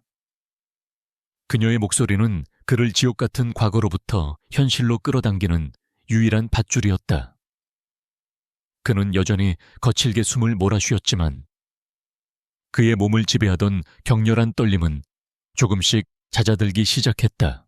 서연은 옆에 있던 테이블에서 물잔을 집어 그에게 조심스럽게 내밀었다. 괜찮으세요, 물? 좀 드세요.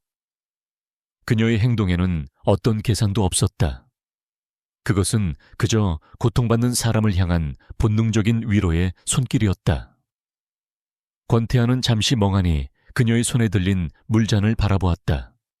그리고는 천천히, 아주 천천히 손을 뻗어 물잔을 받아들었다. 그의 손이 그녀의 손가락을 스쳤을 때 서연은 그의 손이 얼음장처럼 차갑다는 것을 느꼈다. 그는 물을 마시지 않았다. 그저 차가운 유리잔을 꽉 쥔 채 고개를 숙였다. 물방울이 맺힌 잔을 통해 그의 하얗게 질린 손가락 마디가 보였다. 서재 안에는 다시 침묵이 흘렀다. 하지만 이전의 차가운 침묵과는 달랐다. 그것은 깨져버린 파편들 사이를 떠도는 어색하고 위태로운 침묵이었다. 권태하는 자신의 가장 깊고 추악한 약점을 그녀에게 들켜버렸다는 사실에 극도의 수치심을 느끼고 있었다. 한참의 시간이 흐른 뒤 권태하는 마침내 고개를 들었다. 그의 얼굴에서는 악몽의 흔적이 대부분 사라져 있었다. 그는 다시 원래의 무표정한 얼굴로 돌아가려 애쓰고 있었다. 하지만 그의 붉게 충혈된 눈과 미세한 떨림이 남은 입술은 그의 노력이 헛수고임을 말해주고 있었다. 그는 서연을 똑바로 쳐다보지 못했다. 그는 쉰 목소리로 거의 들리지 않을 만큼 작게 말했다. 오늘은 이만하지. 그것은 그가 할 수 있는 최선의 말이었다. 설명도, 변명도, 사과도 없었다. 그저 이 상황을 끝내고 싶다는 절박한 요구였다. 서연은 아무것도 묻지 않았다. 그녀는 그저 조용히 고개를 끄덕였다. 알겠습니다. 그녀는 바닥에 떨어진 책을 주워들고 자리에서 일어났다. 그녀가 방을 나서려 할 때 등 뒤에서 그의 낮은 목소리가 다시 들려왔다. 오늘 일은 누구에게도 말하지 마. 그것은 부탁이라기보다는 경고에 가까웠지만 그 목소리에는 희미한 애원이 섞여 있었다. 서연은 뒤돌아보지 않은 채 대답했다. 걱정 마세요. 저는 제가 본 것에 대해 말하지 않습니다. 그녀는 서재를 나와 기다리고 있던 집사의 안내를 받아 저택을 빠져나왔다. 돌아오는 차 안에서 그녀는 아무 생각도 할 수 없었다. 그녀의 머릿속은 온통 방금 전 권태하의 무너진 모습으로 가득 차 있었다. 그의 고통스러운 절규와 겁에 질린 눈동자가 그녀의 마음에 깊은 낙인처럼 새겨졌다. 그녀는 이제 알 수 있었다. 그가 왜 매일 밤 책을 읽어달라고 했는지. 그는 단지 잠을 자기 위해서가 아니었다.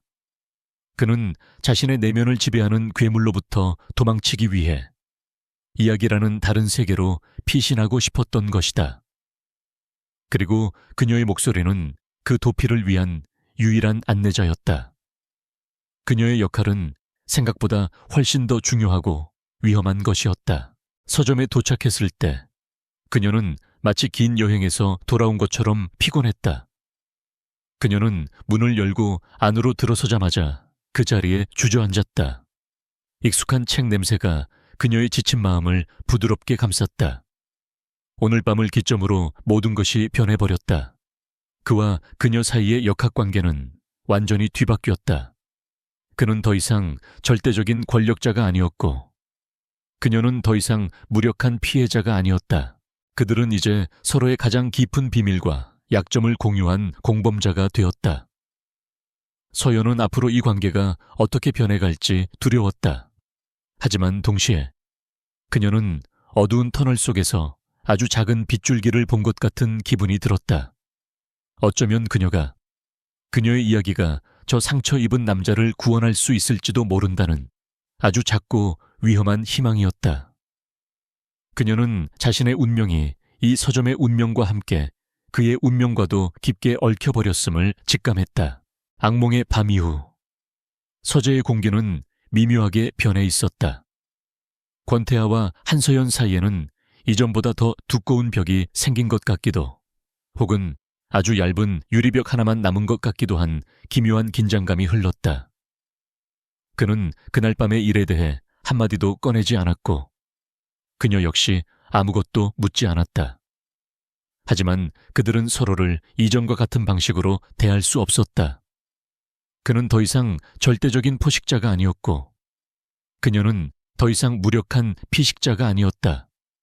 그들은 서로의 약점을 목격한 위태로운 공범자들이었다. 서연은 책을 읽는 동안에도 그의 상태를 조심스럽게 살폈다. 그는 여전히 눈을 감고 있었지만 이전처럼 평온해 보이지는 않았다. 그의 미간에는 늘 희미한 주름이 잡혀 있었고 가끔씩 그의 입술이 굳게 다물리곤 했다. 그날 밤의 악몽이 그의 내면에 잠들어 있던 다른 상처들까지 건드린 것 같았다. 그녀는 그를 위해 좀 더 부드럽고 평화로운 이야기들을 선택했지만 그것이 그에게 위로가 되는지는 알 수 없었다. 한편 유진그룹의 고층 빌딩에서는 권태아에 보이지 않는 적이 움직이기 시작했다. 박민준 사장은 권태아와 헌책방 주인 사이의 기묘한 관계에 대한 보고를 받으며 비릿한 미소를 지었다. 그에게 권태아의 이런 비정상적인 행동은 명백한 약점이었다. 그는 이사들을 모아놓고 은근슬쩍 재개발 프로젝트의 지연 문제를 거론하며 권태아의 리더십에 의문을 제기하기 시작했다. 그는 권태아를 끌어내릴 완벽한 명분을 찾고 있었다. 박민주는 자신의 수족과도 같은 개발팀장을 조용히 불렀다. 그 헌책방 말이야, 아직도 해결이 안 된 건가? 개발팀장이 쩔쩔매며 대답했다. 회장님께서 직접 보류 지시를 내리셔서 저희로서는 어쩔 수가 없었습니다. 박민주는 차갑게 웃으며 말했다. 회장님께서는 너무 인정이 많으셔서 탈이야. 그러니 우리가 좀 도와드려야지. 그 여자 한서연이라고 했나? 스스로 서점을 포기하게 만들어 회장님 손을 더럽히지 않으면서도 우리가 원하는 결과를 얻을 수 있도록. 개발팀장은 박민준의 눈빛에서 잔인한 의도를 읽었다. 어떤 방법을 쓰면 되겠습니까? 박민준은 창밖을 내다보며 무심하게 말했다. 방법은 알아서 찾아. 불법적인 흔적만 남기지 마. 가끔은 길거리 불량배들이 정의로운 일을 할 때도 있는 법이지. 안 그런가? 그의 말은 명백한 짓이었다. 그날 이후 한서연의 평화롭던 일상에 어두운 그림자가 드리워지기 시작했다. 처음에는 사소한 일들이었다. 서점 문 앞에 누가 몰래 쓰레기 봉투를 던져놓고 가거나 밤사이에 유리창에 붉은색 레커로 험한 욕설이 적혀 있기도 했다. 서연은 그저 질 나쁜 사람의 장난이려니 생각하며 묵묵히 치웠다. 하지만 괴롭힘은 점점 더 노골적이고 악랄해졌다. 인터넷 서점 리뷰 페이지에는 그녀의 서점을 비방하는 악의적인 글들이 연이어 올라오기 시작했다. 주인이 불친절하고 책값을 바가지 씌운다. 위생 상태가 엉망이고 책에서 곰팡이 냄새가 난다는 식의 거짓 후기들이었다. 단골 손님들은 그것이 사실이 아님을 알았지만 처음 방문하려는 사람들의 발길을 돌리기에는 충분했다. 서점을 찾는 손님들의 수가 눈에 띄게 줄어들었다. 서연은 불안해졌지만 누구의 소행인지 짐작조차 할 수 없었다. 사건은 어느 날 오후에 터졌다. 험악한 인상의 남자 3명이 손님인 척 서점으로 들어왔다. 그들은 책을 보는 척하며 서가 사이를 어슬렁거리다가 갑자기 한 남자가 발을 헛디디는 척하며 거대한 서가 하나를 밀어버렸다. 쾅 하는 굉음과 함께 서가가 넘어지면서 수백 권의 책들이 바닥으로 폭포수처럼 쏟아졌다. 몇몇 희귀본들은 표지가 찢어지고 페이지가 구겨지는 등 심하게 손상되었다. 서연은 비명을 지르며 달려왔다. 지금 무슨 짓이에요? 남자들은 미안한 기색도 없이 오히려 큰 소리를 쳤다. 아, 미안하게 됐수다. 이놈의 서가는 왜 이렇게 약하게 만들어놔서 사람을 다치게 해 치료비 내놔. 그들은 막무가내로 소리를 지르며 서점 안에 다른 손님들을 위협했다. 서점은 순식간에 아수라장이 되었다. 서연은 공포에 질려 떨면서도 필사적으로 그들과 맞섰지만 역부족이었다. 그들은 한참 동안 행패를 부리다가 비웃음을 흘리며 사라졌다. 그날 밤 서연은 엉망이 된 서점을 망연자실하게 바라보았다. 바닥에 널브러진 상처 입은 책들이 마치 그녀 자신의 모습처럼 느껴졌다. 그녀의 마음속에 깊은 의심이 싹텄다. 이것은 단순한 불량배들의 소행이 아니었다. 누군가 의도적으로 그녀를 괴롭히고 있었다. 그리고 그녀의 머릿속에 떠오르는 사람은 단 한 명뿐이었다. 권태하. 그가 자신의 나약한 모습을 보인 것에 대한 수치심 때문에 혹은 자신을 길들이기 위해 이런 짓을 벌이는 것이 아닐까. 그 생각에 이르자 그녀는 참을 수 없는 배신감을 느꼈다. 그에게 아주 잠시나마 연민을 느꼈던 자신이 한심하게 느껴졌다. 그는 결국 변하지 않는 냉혈한 일 뿐이었다. 그날 밤 저택으로 향하는 그녀의 발걸음은 청은망은 무거웠다. 그녀의 얼굴은 분노와 실망으로 차갑게 굳어 있었다. 그녀는 그에게 어떤 이야기도 들려주고 싶지 않았다. 서재에 들어섰을 때 권태하는 그녀의 굳은 표정을 보고 미간을 찌푸렸지만 아무 말도 하지 않았다. 서연은 그날 배신에 관한 시집을 골랐다. 그녀는 평소보다 훨씬 더 차갑고 감정 없는 목소리로 시를 읽어 내려갔다. 그녀의 목소리에는 날카로운 가시가 돋쳐 있었다. 권태하는 그녀의 변화를 즉시 알아차렸다. 그는 눈을 감지 않고 의심스러운 눈초리로 그녀를 계속 주시했다. 낭독이 끝난 뒤 서연이 자리에서 일어나려 할 때 그가 처음으로 물었다. 무슨 일 있었나? 그의 목소리는 낮고 조용했지만 그 안에는 강한 압박감이 담겨 있었다. 서연은 그를 쏘아보며 대답했다. 회장님께서 더 잘 아시지 않습니까? 그녀의 말에는 비난이 가득했다. 권태하의 눈썹이 꿈틀거렸다. 그는 그녀의 말뜻을 이해하지 못했다. 무슨 소리지? 서연은 더 이상 참지 못하고 낮에 있었던 일을 털어놓았다. 불량배들의 행패, 엉망이 된 서점, 그리고 자신의 의심까지. 그녀의 목소리는 분노로 떨리고 있었다. 권태하는 그녀의 이야기를 듣는 내내 아무 말도 하지 않았다. 그의 얼굴은 감정을 읽을 수 없는 가면처럼 굳어 있었다. 하지만 그의 눈동자 깊은 곳에서는 차가운 분노의 불꽃이 타오르기 시작했다. 박민준. 그는 즉시 범인을 직감했다. 그가 감히 자신의 것에 손을 댔다는 사실에 권태하는 참을 수 없는 모욕감을 느꼈다. 그에게 한서연과 그녀의 서점은 이제 단순한 거래 대상이 아니었다. 그것은 자신의 영역 안에 있는 자신이 지켜야 할 무언가였다. 그는 서연에게 아무런 설명도 하지 않았다. 그는 그저 자리에서 일어나 자신의 비서에게 연결된 직통 전화의 버튼을 눌렀다. 그리고는 짧고 단호하게 명령했다. 김 비서, 지금 당장 보안팀장 내 방으로 올려보내. 그날 이후 이상한 일들이 일어나기 시작했다. 서점에서 행패를 부렸던 불량배들이 다음 날 아침 폭행 및 갈취 혐의로 모두 경찰에 체포되었다. 인터넷에 올라왔던 악의적인 리뷰들은 하룻밤 사이에 흔적도 없이 사라졌다. 그리고 서점 건너편 카페에는 언제부터인가 건장한 남자들이 매일 같은 자리에 앉아 조용히 서점 주변을 감시하기 시작했다. 서연을 향한 모든 위협이 마치 마법처럼 사라져버렸다. 서연은 극심한 혼란에 빠졌다. 이 모든 것이 권태하의 소행임은 분명했다. 하지만 그의 의도를 도무지 알 수 없었다.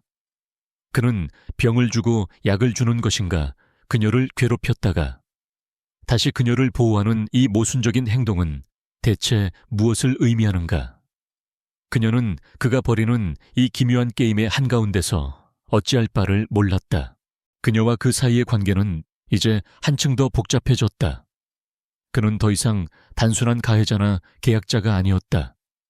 그는 이제 그녀의 비밀스러운 수호자처럼 행동하고 있었다. 서연은 그를 향한 감정이 무엇인지 스스로도 정의할 수 없었다. 분노와 두려움, 연민, 그리고 이제는 혼란스러운 의존감까지. 그녀는 거대한 거미줄에 걸린 나비처럼 그에게서 벗어나려 발버둥칠수록 더욱 깊이 얽매이고 있었다. 서점 주변에 보이지 않는 경호가 시작된 이후 한서연과 권태하 사이의 밤의 의식은 또 다른 국면으로 접어들었다. 그녀는 더 이상 그를 두려워하거나 미워하지 않았다. 대신 그녀의 마음은 거대한 물음표로 가득 차 있었다. 그는 대체 어떤 사람일까? 악마의 얼굴 뒤에 천사의 날개를 숨기고 있는 것일까? 아니면 그저 변덕스러운 신처럼 자신의 장기판 위에서 그녀를 마음대로 움직이고 있는 것일까? 그녀는 그를 이해하고 싶었다.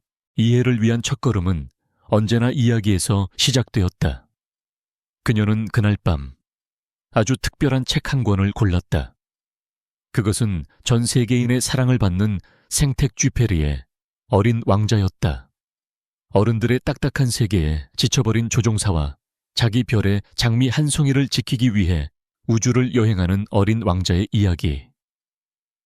그녀는 이 순수한 이야기가 그의 굳게 닫힌 마음의 문을 두드릴 수 있기를 바랐다. 서재에 들어서자 권태하는 평소처럼 소파에 앉아 그녀를 기다리고 있었다. 그의 시선이 그녀의 손에 들린 얇은 동화책에 잠시 머물렀다. 그의 입가에 의아함인지 혹은 비웃음인지 모를 미묘한 표정이 스쳐 지나갔지만 그는 아무 말도 하지 않았다. 서연은 자리에 앉아 책을 펼쳤다. 그리고는 맑고 부드러운 목소리로 마치 어린아이에게 동화를 들려주듯 천천히 읽기 시작했다. 그녀는 어린 왕자가 만난 술꾼, 허풍쟁이, 사업가에 대한 이야기를 읽어 내려갔다. 그들은 모두 권태하가 살고 있는 세계의 사람들과 닮아 있었다. 그녀는 그가 이 이야기 속에서 자신의 모습을 발견하기를 바랐다. 하지만 그는 평소와 다름없이 눈을 감고 있었고 그의 얼굴에서는 어떤 감정도 읽을 수 없었다. 서연은 실망하지 않고 계속해서 이야기를 이어갔다. 사건은 그녀가 어린 왕자와 여우가 만나는, 길들인다는 것의 의미에 대해 이야기하는 대목을 읽을 때 일어났다. 네가 나를 길들인다면 내 생활은 햇빛을 받은 것처럼 환해질 거야. 다른 모든 발소리와 구별되는 발소리를 나는 알게 되겠지. 너의 금빛 머리카락을 보면 나는 행복할 거야. 그녀가 이 구절을 읽어 내려갈 때 권태하의 몸이 미세하게 굳어지는 것이 느껴졌다. 서연은 조심스럽게 다음 구절로 넘어갔다. 어린 왕자가 수많은 장미꽃들을 보고 자신의 장미가 유일한 존재가 아님을 깨닫고 슬퍼하는 장면이었다. 내 장미꽃, 나는 그것이 이 세상에 하나밖에 없는 꽃인 줄 알았어. 그녀의 목소리가 왕자의 슬픔을 애틋하게 표현하던 그 순간 권태하의 감은 눈꺼풀 사이로 뜨거운 눈물 한 방울이 흘러내렸다. 너무나도 조용하고 갑작스러운 눈물이어서 서연은 순간 숨을 멈췄다. 그는 황급히 손등으로 눈물을 닦아냈지만 이미 늦었다. 그의 완벽한 가면이 다시 한번 그녀 앞에서 산산조각 났다. 그는 고개를 숙여 자신의 얼굴을 감추려 했지만 그의 어깨는 미세하게 떨리고 있었다. 서연은 책을 읽는 것을 멈췄다. 서재 안에는 그의 흐느낌을 애써 참는 거친 숨소리만이 가득했다. 이번에는 공포나 놀라움이 아니었다. 그녀는 그저 그의 슬픔의 근원을 알고 싶었다. 그녀는 아주 부드러운 목소리로 물었다. 괜찮으세요? 그녀의 질문에 권태하는 한참 동안 아무 대답도 하지 않았다. 그는 자신의 감정과 필사적으로 싸우고 있는 듯했다. 수분 같은 침묵이 흐른 뒤 그가 마침내 입을 열었다.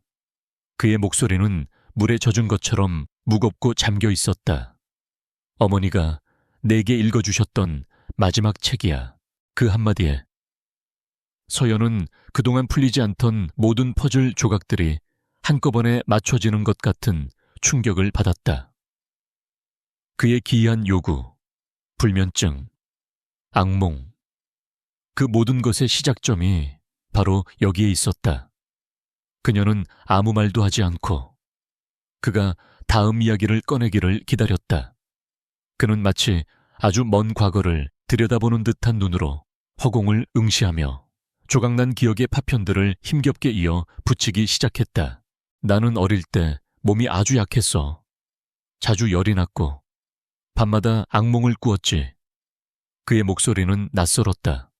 그것은 유진그룹 회장의 목소리가 아니라 상처 입은 어린 소년의 목소리였다.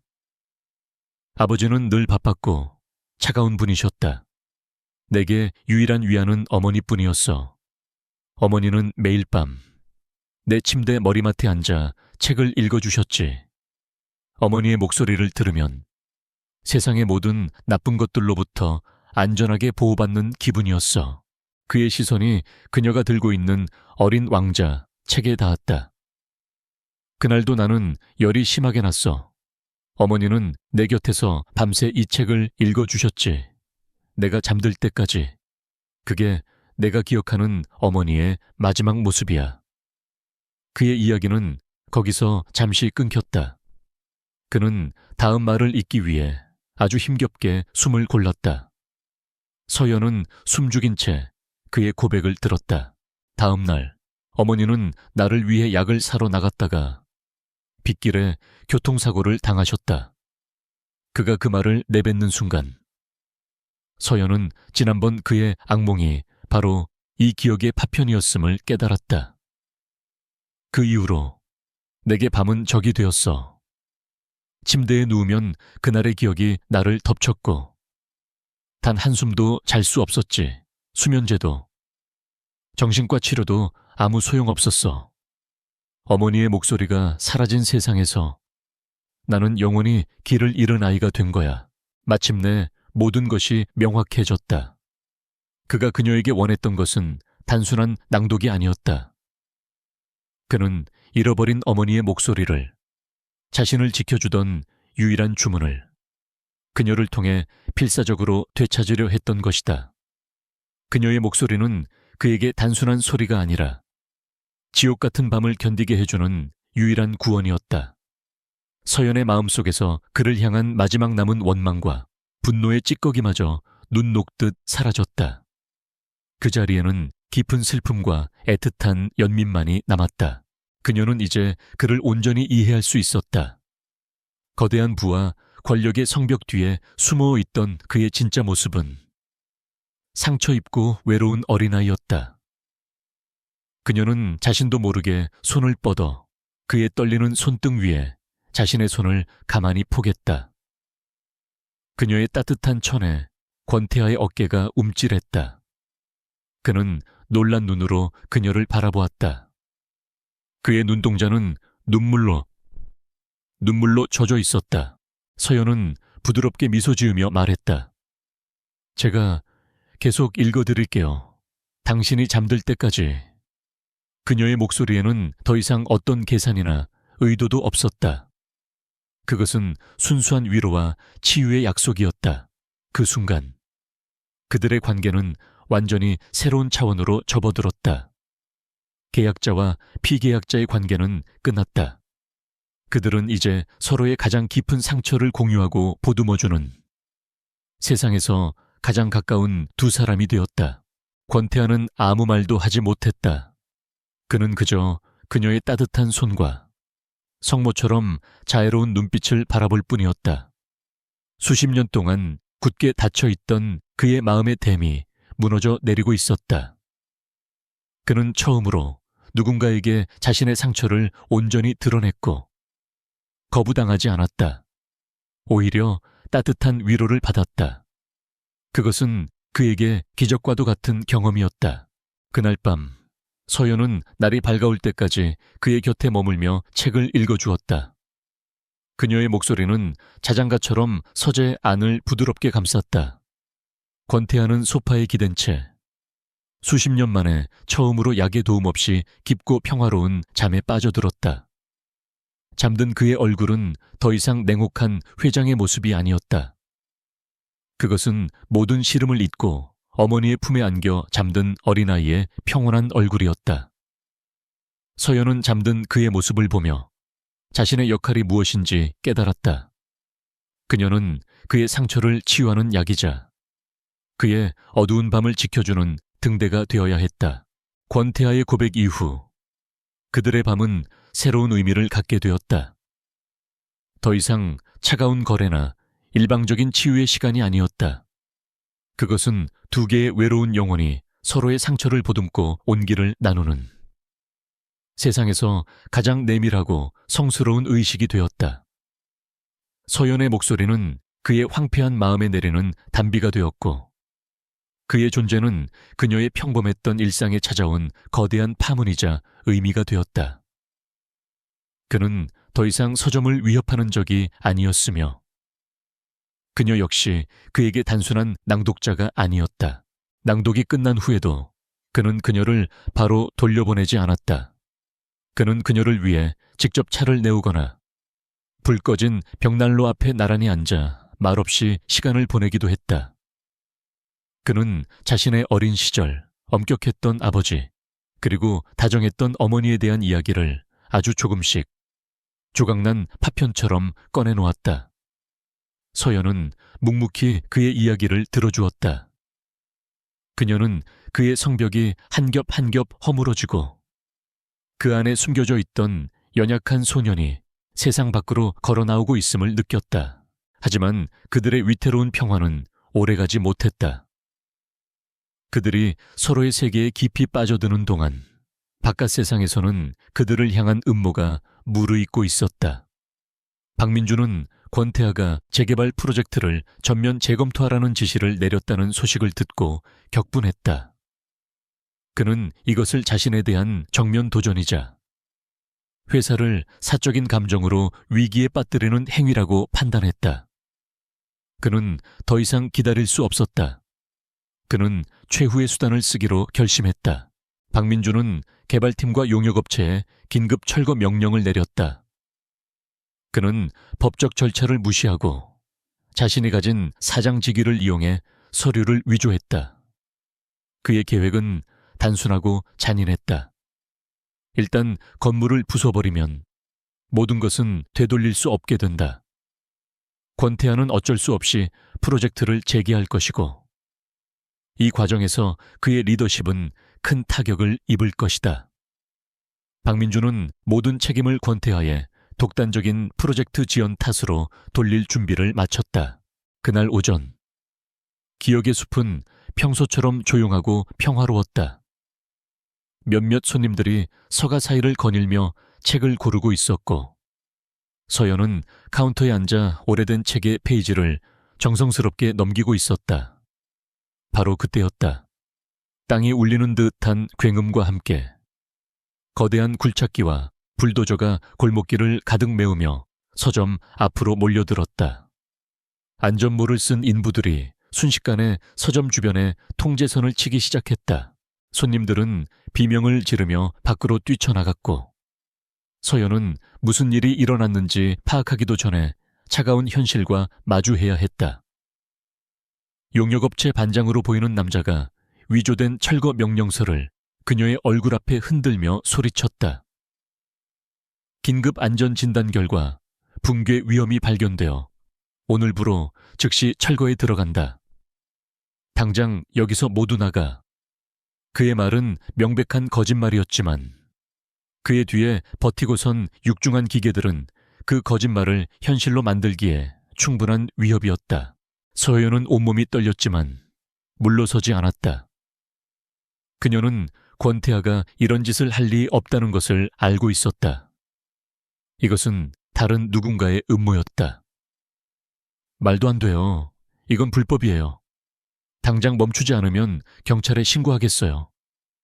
그녀가 필사적으로 외쳤지만 남자는 코웃음을 쳤다. 신고하려면 해봐 우리가 여기를 싹 밀어버릴 때쯤이면 경찰이 도착하겠지. 그는 인부들에게 손짓하며 서점 안으로 진입하라고 명령했다. 인부들이 강제로 서점 문을 열려고 하는 순간 서연은 결심했다.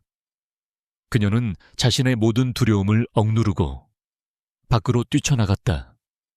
그리고는 으르렁거리는 굴착기의 바로 앞 차가운 흙바닥 위에 섰다. 그녀의 작은 몸은 거대한 강철 기계 앞에서 금방이라도 부서질 듯 연약해 보였다. 하지만 그녀의 눈빛은 그 어느 때보다 단호하고 강렬하게 타오르고 있었다.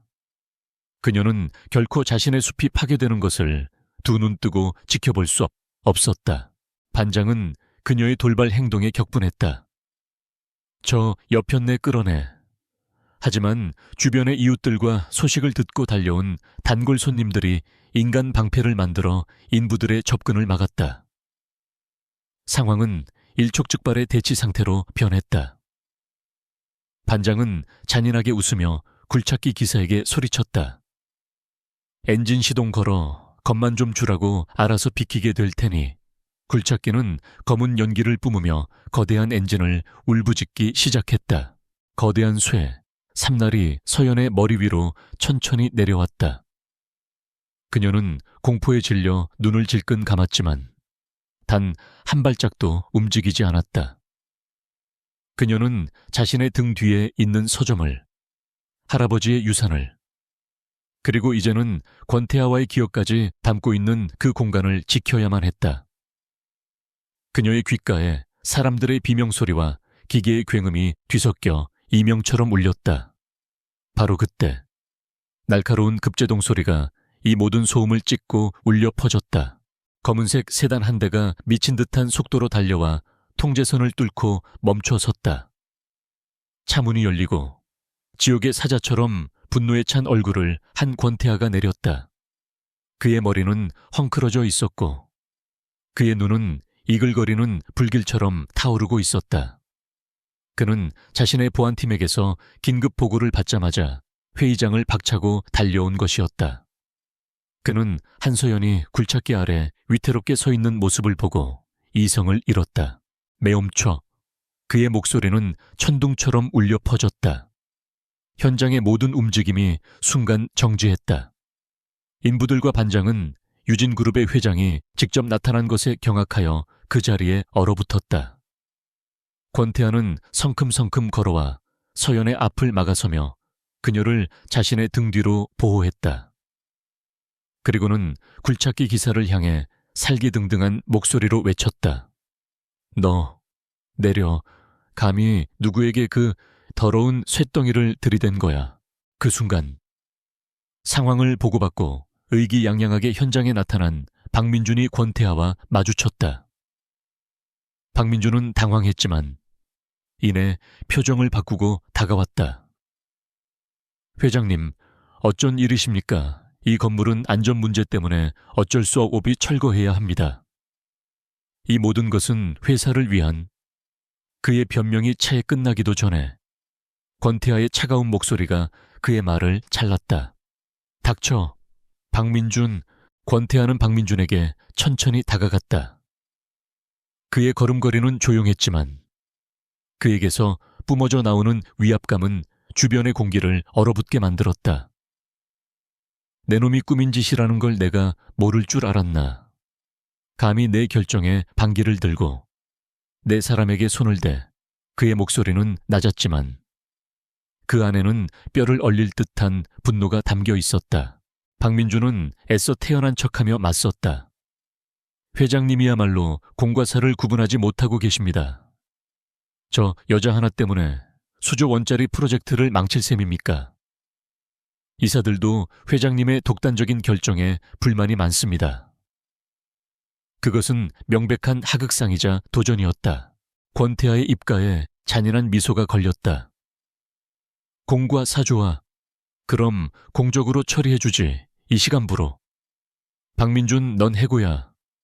그리고 내 놈이 저지른 모든 불법 행위에 대해서는 내 법무팀이 철저하게 책임을 묻게 될 거다. 내 놈의 남은 인생은 감옥에서 보내게 될 테니 기대하도록. 그는 공개적으로 박민준에게 사형 선고를 내렸다. 그리고 그는 모든 사람이 들을 수 있도록 단호하고 명확한 목소리로 선언했다. 똑똑히 들어두어, 이 서점은. 그리고 이 사람은 유진그룹의 그 어떤 프로젝트보다 중요해. 이 서점에 손대는 놈은 바로 나 권태에게 손대는 것으로 간주하겠다. 그의 선언은 절대적이었다. 그것은 단순히 한 여자를 보호하는 것을 넘어 자신의 세상을, 자신의 구원을 지키겠다는 필사적인 외침이었다.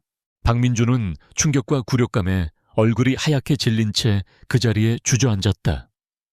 권태아는 더 이상 그에게 눈길도 주지 않았다. 그는 몸을 돌려 여전히 충격에서 벗어나지 못하고 있는 서연에게 다가갔다. 그의 얼굴에서 지옥 같은 분노는 사라지고 그 자리에는 깊은 안도감과 애틋한 걱정이 서려 있었다. 그는 떨리는 그녀의 어깨를 부드럽게 감싸 안았다. 괜찮아. 이제 다 끝났어. 내가 너무 늦게 와서 미안해. 그의 목소리는 그 어느 때보다 따뜻하고 다정했다. 서연은 그의 품에 안겨 참았던 눈물을 터뜨렸다. 권태아의 품에 안겨 한참을 울고 난 뒤에야 한서연은 서서히 진정을 되찾았다. 주변은 그의 보안팀과 경찰에 의해 신속하게 정리되고 있었다. 박민준은 망연자실한 얼굴로 경찰차에 올라탔고 철거를 위해 동원되었던 육중한 기계들은 무기력하게 해체되어 돌아갔다. 소란을 구경하던 사람들도 하나둘씩 흩어졌다. 순식간에 폭풍이 휩쓸고 지나간 자리에 남은 것은 부서진 통제선과 어지러운 흔적들, 그리고 서로를 마주보고 선 두 사람뿐이었다. 권태아는 그녀의 어깨를 감싼 손을 놓지 않았다. 그는 그녀를 데리고 조심스럽게 서점 안으로 들어갔다.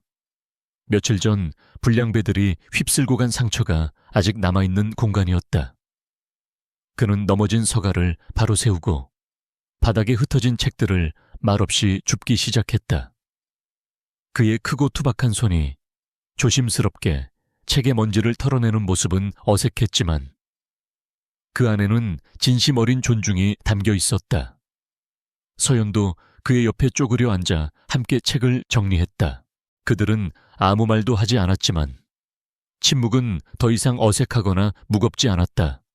그것은 모든 폭풍우가 끝난 뒤 찾아오는 고요하고 평화로운 침묵이었다. 그들은 말없이 서로의 존재를 느끼며 상처 입은 공간을 함께 치유하고 있었다. 서연은 그의 옆모습을 몰래 훔쳐보았다. 분노가 가라앉은 그의 얼굴에는 깊은 피로감이 서려 있었지만 그의 눈빛은 그 어느 때보다 평온하고 따뜻했다. 그녀는 그 순간 깨달았다. 그가 지킨 것은 단지 서점만이 아니었다. 그는 그녀를 지키기 위해 자신의 모든 것을 걸었던 것이다. 며칠 후 세상은 떠들썩했다. 유진그룹 박민준 사장의 비리가 언론을 통해 연일 폭로되었고 그는 배임 및 불법 철거 시도 등의 혐의로 구속되었다. 이와 동시에 유진그룹은 삼청동 재개발 프로젝트의 전면 수정을 공식 발표했다. 기억의 숲 서점을 철거하는 대신 그곳을 중심으로 한 복합 문화 공간으로 프로젝트의 방향을 전환하겠다는 내용이었다. 서점은 이제 법적으로 그리고 공개적으로 완벽한 생존을 보장받게 되었다. 모든 것이 제자리로 돌아왔다. 아니, 이전보다 더 좋은 방향으로 나아가고 있었다. 서점은 지역의 명소가 되었고 많은 사람들이 그녀의 용기를 응원하기 위해 찾아왔다. 하지만 서연의 마음 한구석은 텅 빈 것처럼 허전했다. 그날 이후 권태하는 그녀를 찾아오지 않았다. 밤마다 그녀를 데리러 오던 검은 세단도 더 이상 나타나지 않았다. 그들의 계약은 이제 끝난 것이다. 서점은 안전해졌으니 그는 더 이상 그녀를 필요로 하지 않았다. 그렇게 일주일이 지난 어느 날 저녁이었다. 서연이 서점을 정리하고 문을 닫으려 할 때 익숙한 그림자가 문 앞에 섰다. 권태하였다. 하지만 그는 늘 타던 차도 대동하던 비서도 없이 혼자였다. 값비싼 정장 대신 평범한 면바지에 스웨터를 입은 그의 모습은 평범한 동네 주민처럼 보였다. 그는 어색한 미소를 지으며 물었다. 아직 문 안 닫았나? 서연의 심장이 세차게 뛰었다. 그녀는 애써 아무렇지 않은 척하며 그를 안으로 맞았다. 들어오세요. 서점 안에는 은은한 조명과 함께 조용한 클래식 음악이 흐르고 있었다. 서연은 그를 위해 따뜻한 허브차를 내왔다. 그들은 늘 앉던 작업대 앞 작은 테이블에 마주 앉았다. 그들의 모든 만남이 이루어졌던 그의 차가운 서재가 아닌 그녀의 따뜻한 공간에서 그들은 처음으로 동등한 개인으로 마주했다. 먼저 침묵을 깬 것은 권태하였다. 그는 찻잔을 쥔 채 한참을 망설이다가 입을 열었다. 그의 목소리는 낮고 진지했다. 먼저 사과하고 싶어. 처음 당신을 찾아왔을 때 나는 오만했고 무례했어. 내 고통을 해결하기 위해 당신의 소중한 공간을 담보로 잡고 당신에게 강제적인 계약을 요구했지. 어떤 말로도 용서받을 수 없는 행동이었어. 정말 미안해. 그는 고개를 숙였다. 태어나서 처음으로 누군가에게 진심으로 용서를 구하는 순간이었다. 서여연은 조용히 고개를 저었다. 사과하지 않으셔도 돼요. 그녀는 그의 눈을 똑바로 바라보며 말했다. 처음에는 당신을 미워하고 원망했어요. 하지만 당신을 알게 되면서 저는 봤어요. 차가운 회장님의 가면 뒤에 숨어있던 상처 입고 외로운 소년의 모습을요. 당신 역시 피해자였다는 걸 알아요. 그녀의 목소리는 따뜻한 위로로 가득 차 있었다. 권태하는 고개를 들어 그녀를 바라보았다. 그의 눈동자가 깊게 흔들리고 있었다. 당신과 당신의 이야기들이 나를 구했어. 수십 년 동안 나는 내 기억 속에 갇혀 사는 유령이었지. 당신의 목소리는 나를 짓누르던 악몽을 쫓아냈고 당신이 들려준 이야기들은 내게 다시 살아갈 의미를 가르쳐 주었어. 당신은 단지 나를 잠들게 한 게 아니야. 당신은 나를 깨어나게 했어. 그의 고백은 담담했지만 그 안에는 그의 모든 진심이 담겨 있었다. 그의 말에 서연의 눈시울이 뜨거워졌다. 그녀 역시 그에게서 구원받았음을 고백했다. 저 역시 마찬가지예요. 저는 서점을 지키기 위해 당신과의 계약을 받아들였지만 매일 밤 당신에게 책을 읽어주면서 제 자신도 치유받았어요. 이야기에 진정한 힘을 다시 깨닫게 되었죠. 그리고 누군가에게 이토록 필요한 존재가 되어본 것도 처음이었어요. 그들의 고백이 끝나자 테이블 위에는 편안하고 따뜻한 침묵이 내려앉았다. 권태하는 조심스럽게 말했다. 이제 우리의 계약은 끝났어. 서점은 안전하고 당신은 더 이상 나에게 책을 읽어줄 의무가 없어.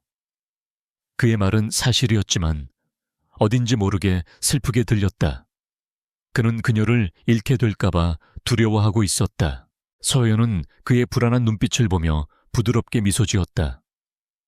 그녀는 그의 말에 담긴 진짜 질문의 의미를 알고 있었다.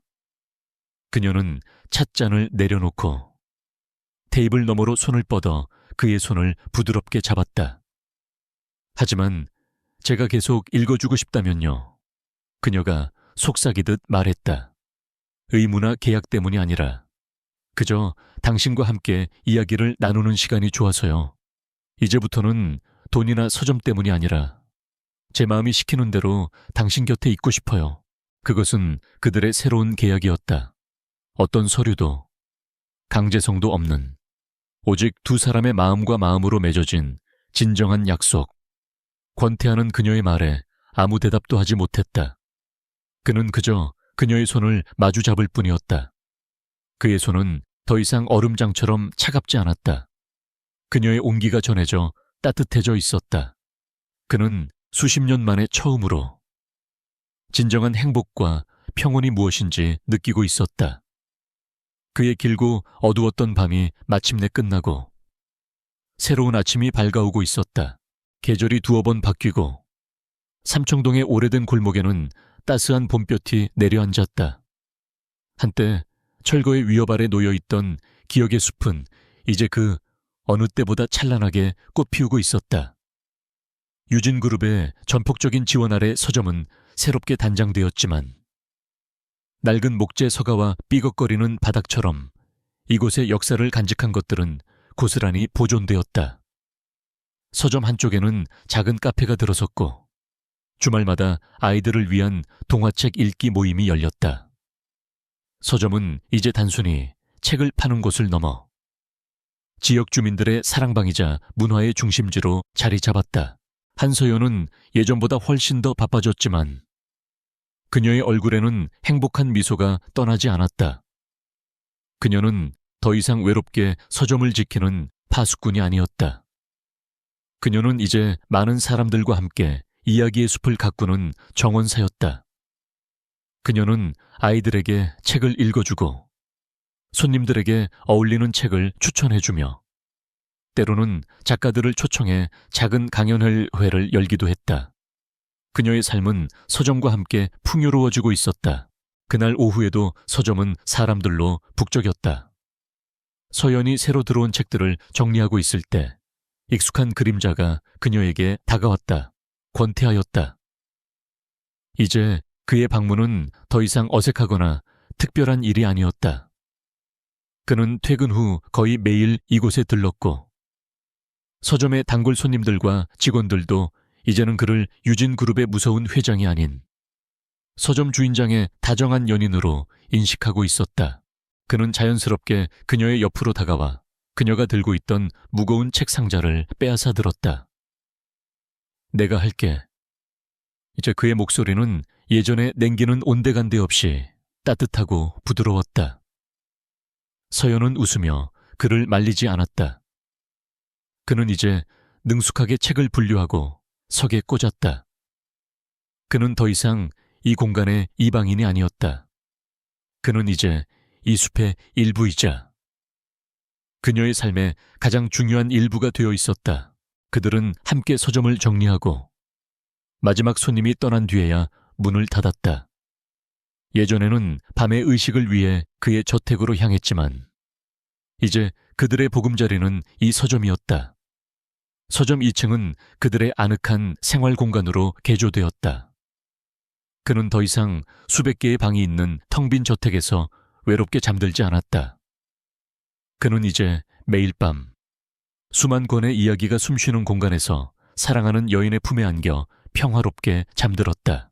그의 불면증은 기적처럼 사라졌다.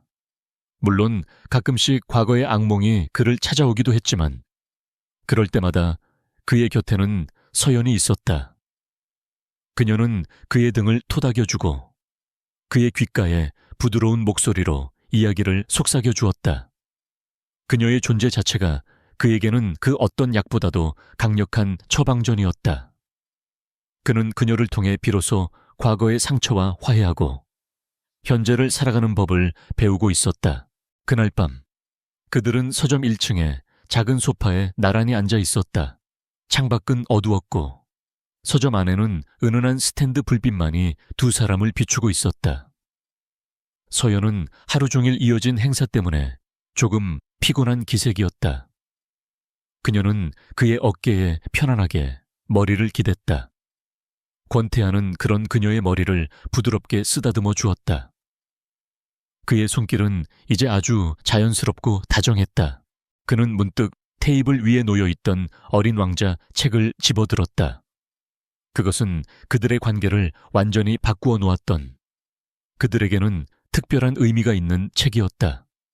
그는 책을 펼쳐들고 조금은 낯설고 어색하지만 진심을 담은 목소리로 읽기 시작했다. 사막이 아름다운 건 어딘가에 샘을 감추고 있기 때문이야.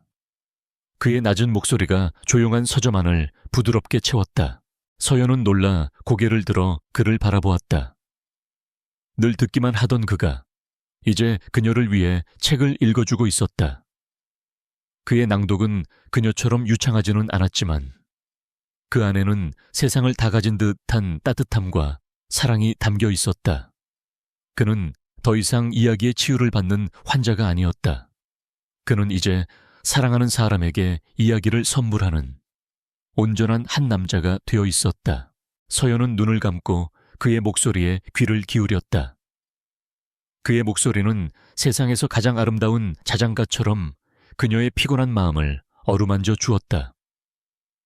그녀는 그의 어깨에 다시 머리를 기댄 채 그의 품 안으로 더 깊이 파고들었다. 이곳은 안전했다. 그의 품 안, 그리고 수많은 이야기가 지켜주는 이 숲속에서 그녀는 완벽한 평온을 느꼈다. 권태하는 잠든 그녀의 이마에 부드럽게 입을 맞추었다. 그는 그녀를 만나기 전 자신의 삶을 떠올렸다. 그것은 흑백 필름처럼 무미건조하고 공허한 시간의 연속이었다. 하지만 그녀가 그의 세상에 들어온 순간 그의 세상은 총천연색으로 빛나기 시작했다. 그녀는 그의 사막에서 발견한 유일한 샘이었고 그의 작은 행성을 지켜주는 단 하나의 장미였다. 그는 책을 조용히 덮고 잠든 그녀를 가만히 아는 채 창밖을 바라보았다. 한때 그가 파괴하려 했던 바로 그 거리에는 따뜻한 가로등 불빛이 밤을 밝히고 있었다. 그는 이제 알 수 있었다. 진정으로 무언가를 세운다는 것은 오래된 것을 부수고 새로운 것을 짓는 것이 아니라는 것을, 진정으로 무언가를 세운다는 것은 상처 입은 것을 보듬고 잊혀가는 기억을 지켜내며 그 안에 새로운 이야기를 쌓아 올리는 것이라는 사실을 그와 그녀, 그리고 기억의 숲은 그렇게 서로를 지켜내고 치유하며 새로운 이야기를 함께 써 내려가고 있었다. 그 이야기는 아마도 세상에서 가장 아름다운 동화가 될 것이다. 왜냐하면 그 이야기의 모든 페이지에는 진정한 사랑과 치유의 기적, 그리고 이야기의 위대한 힘이 가득할 테니까. 그들의 밤은 이제 더 이상 어둡거나 외롭지 않았다. 그들의 밤은 이제 수많은 별처럼 반짝이는 이야기들로 가득 차 있었다.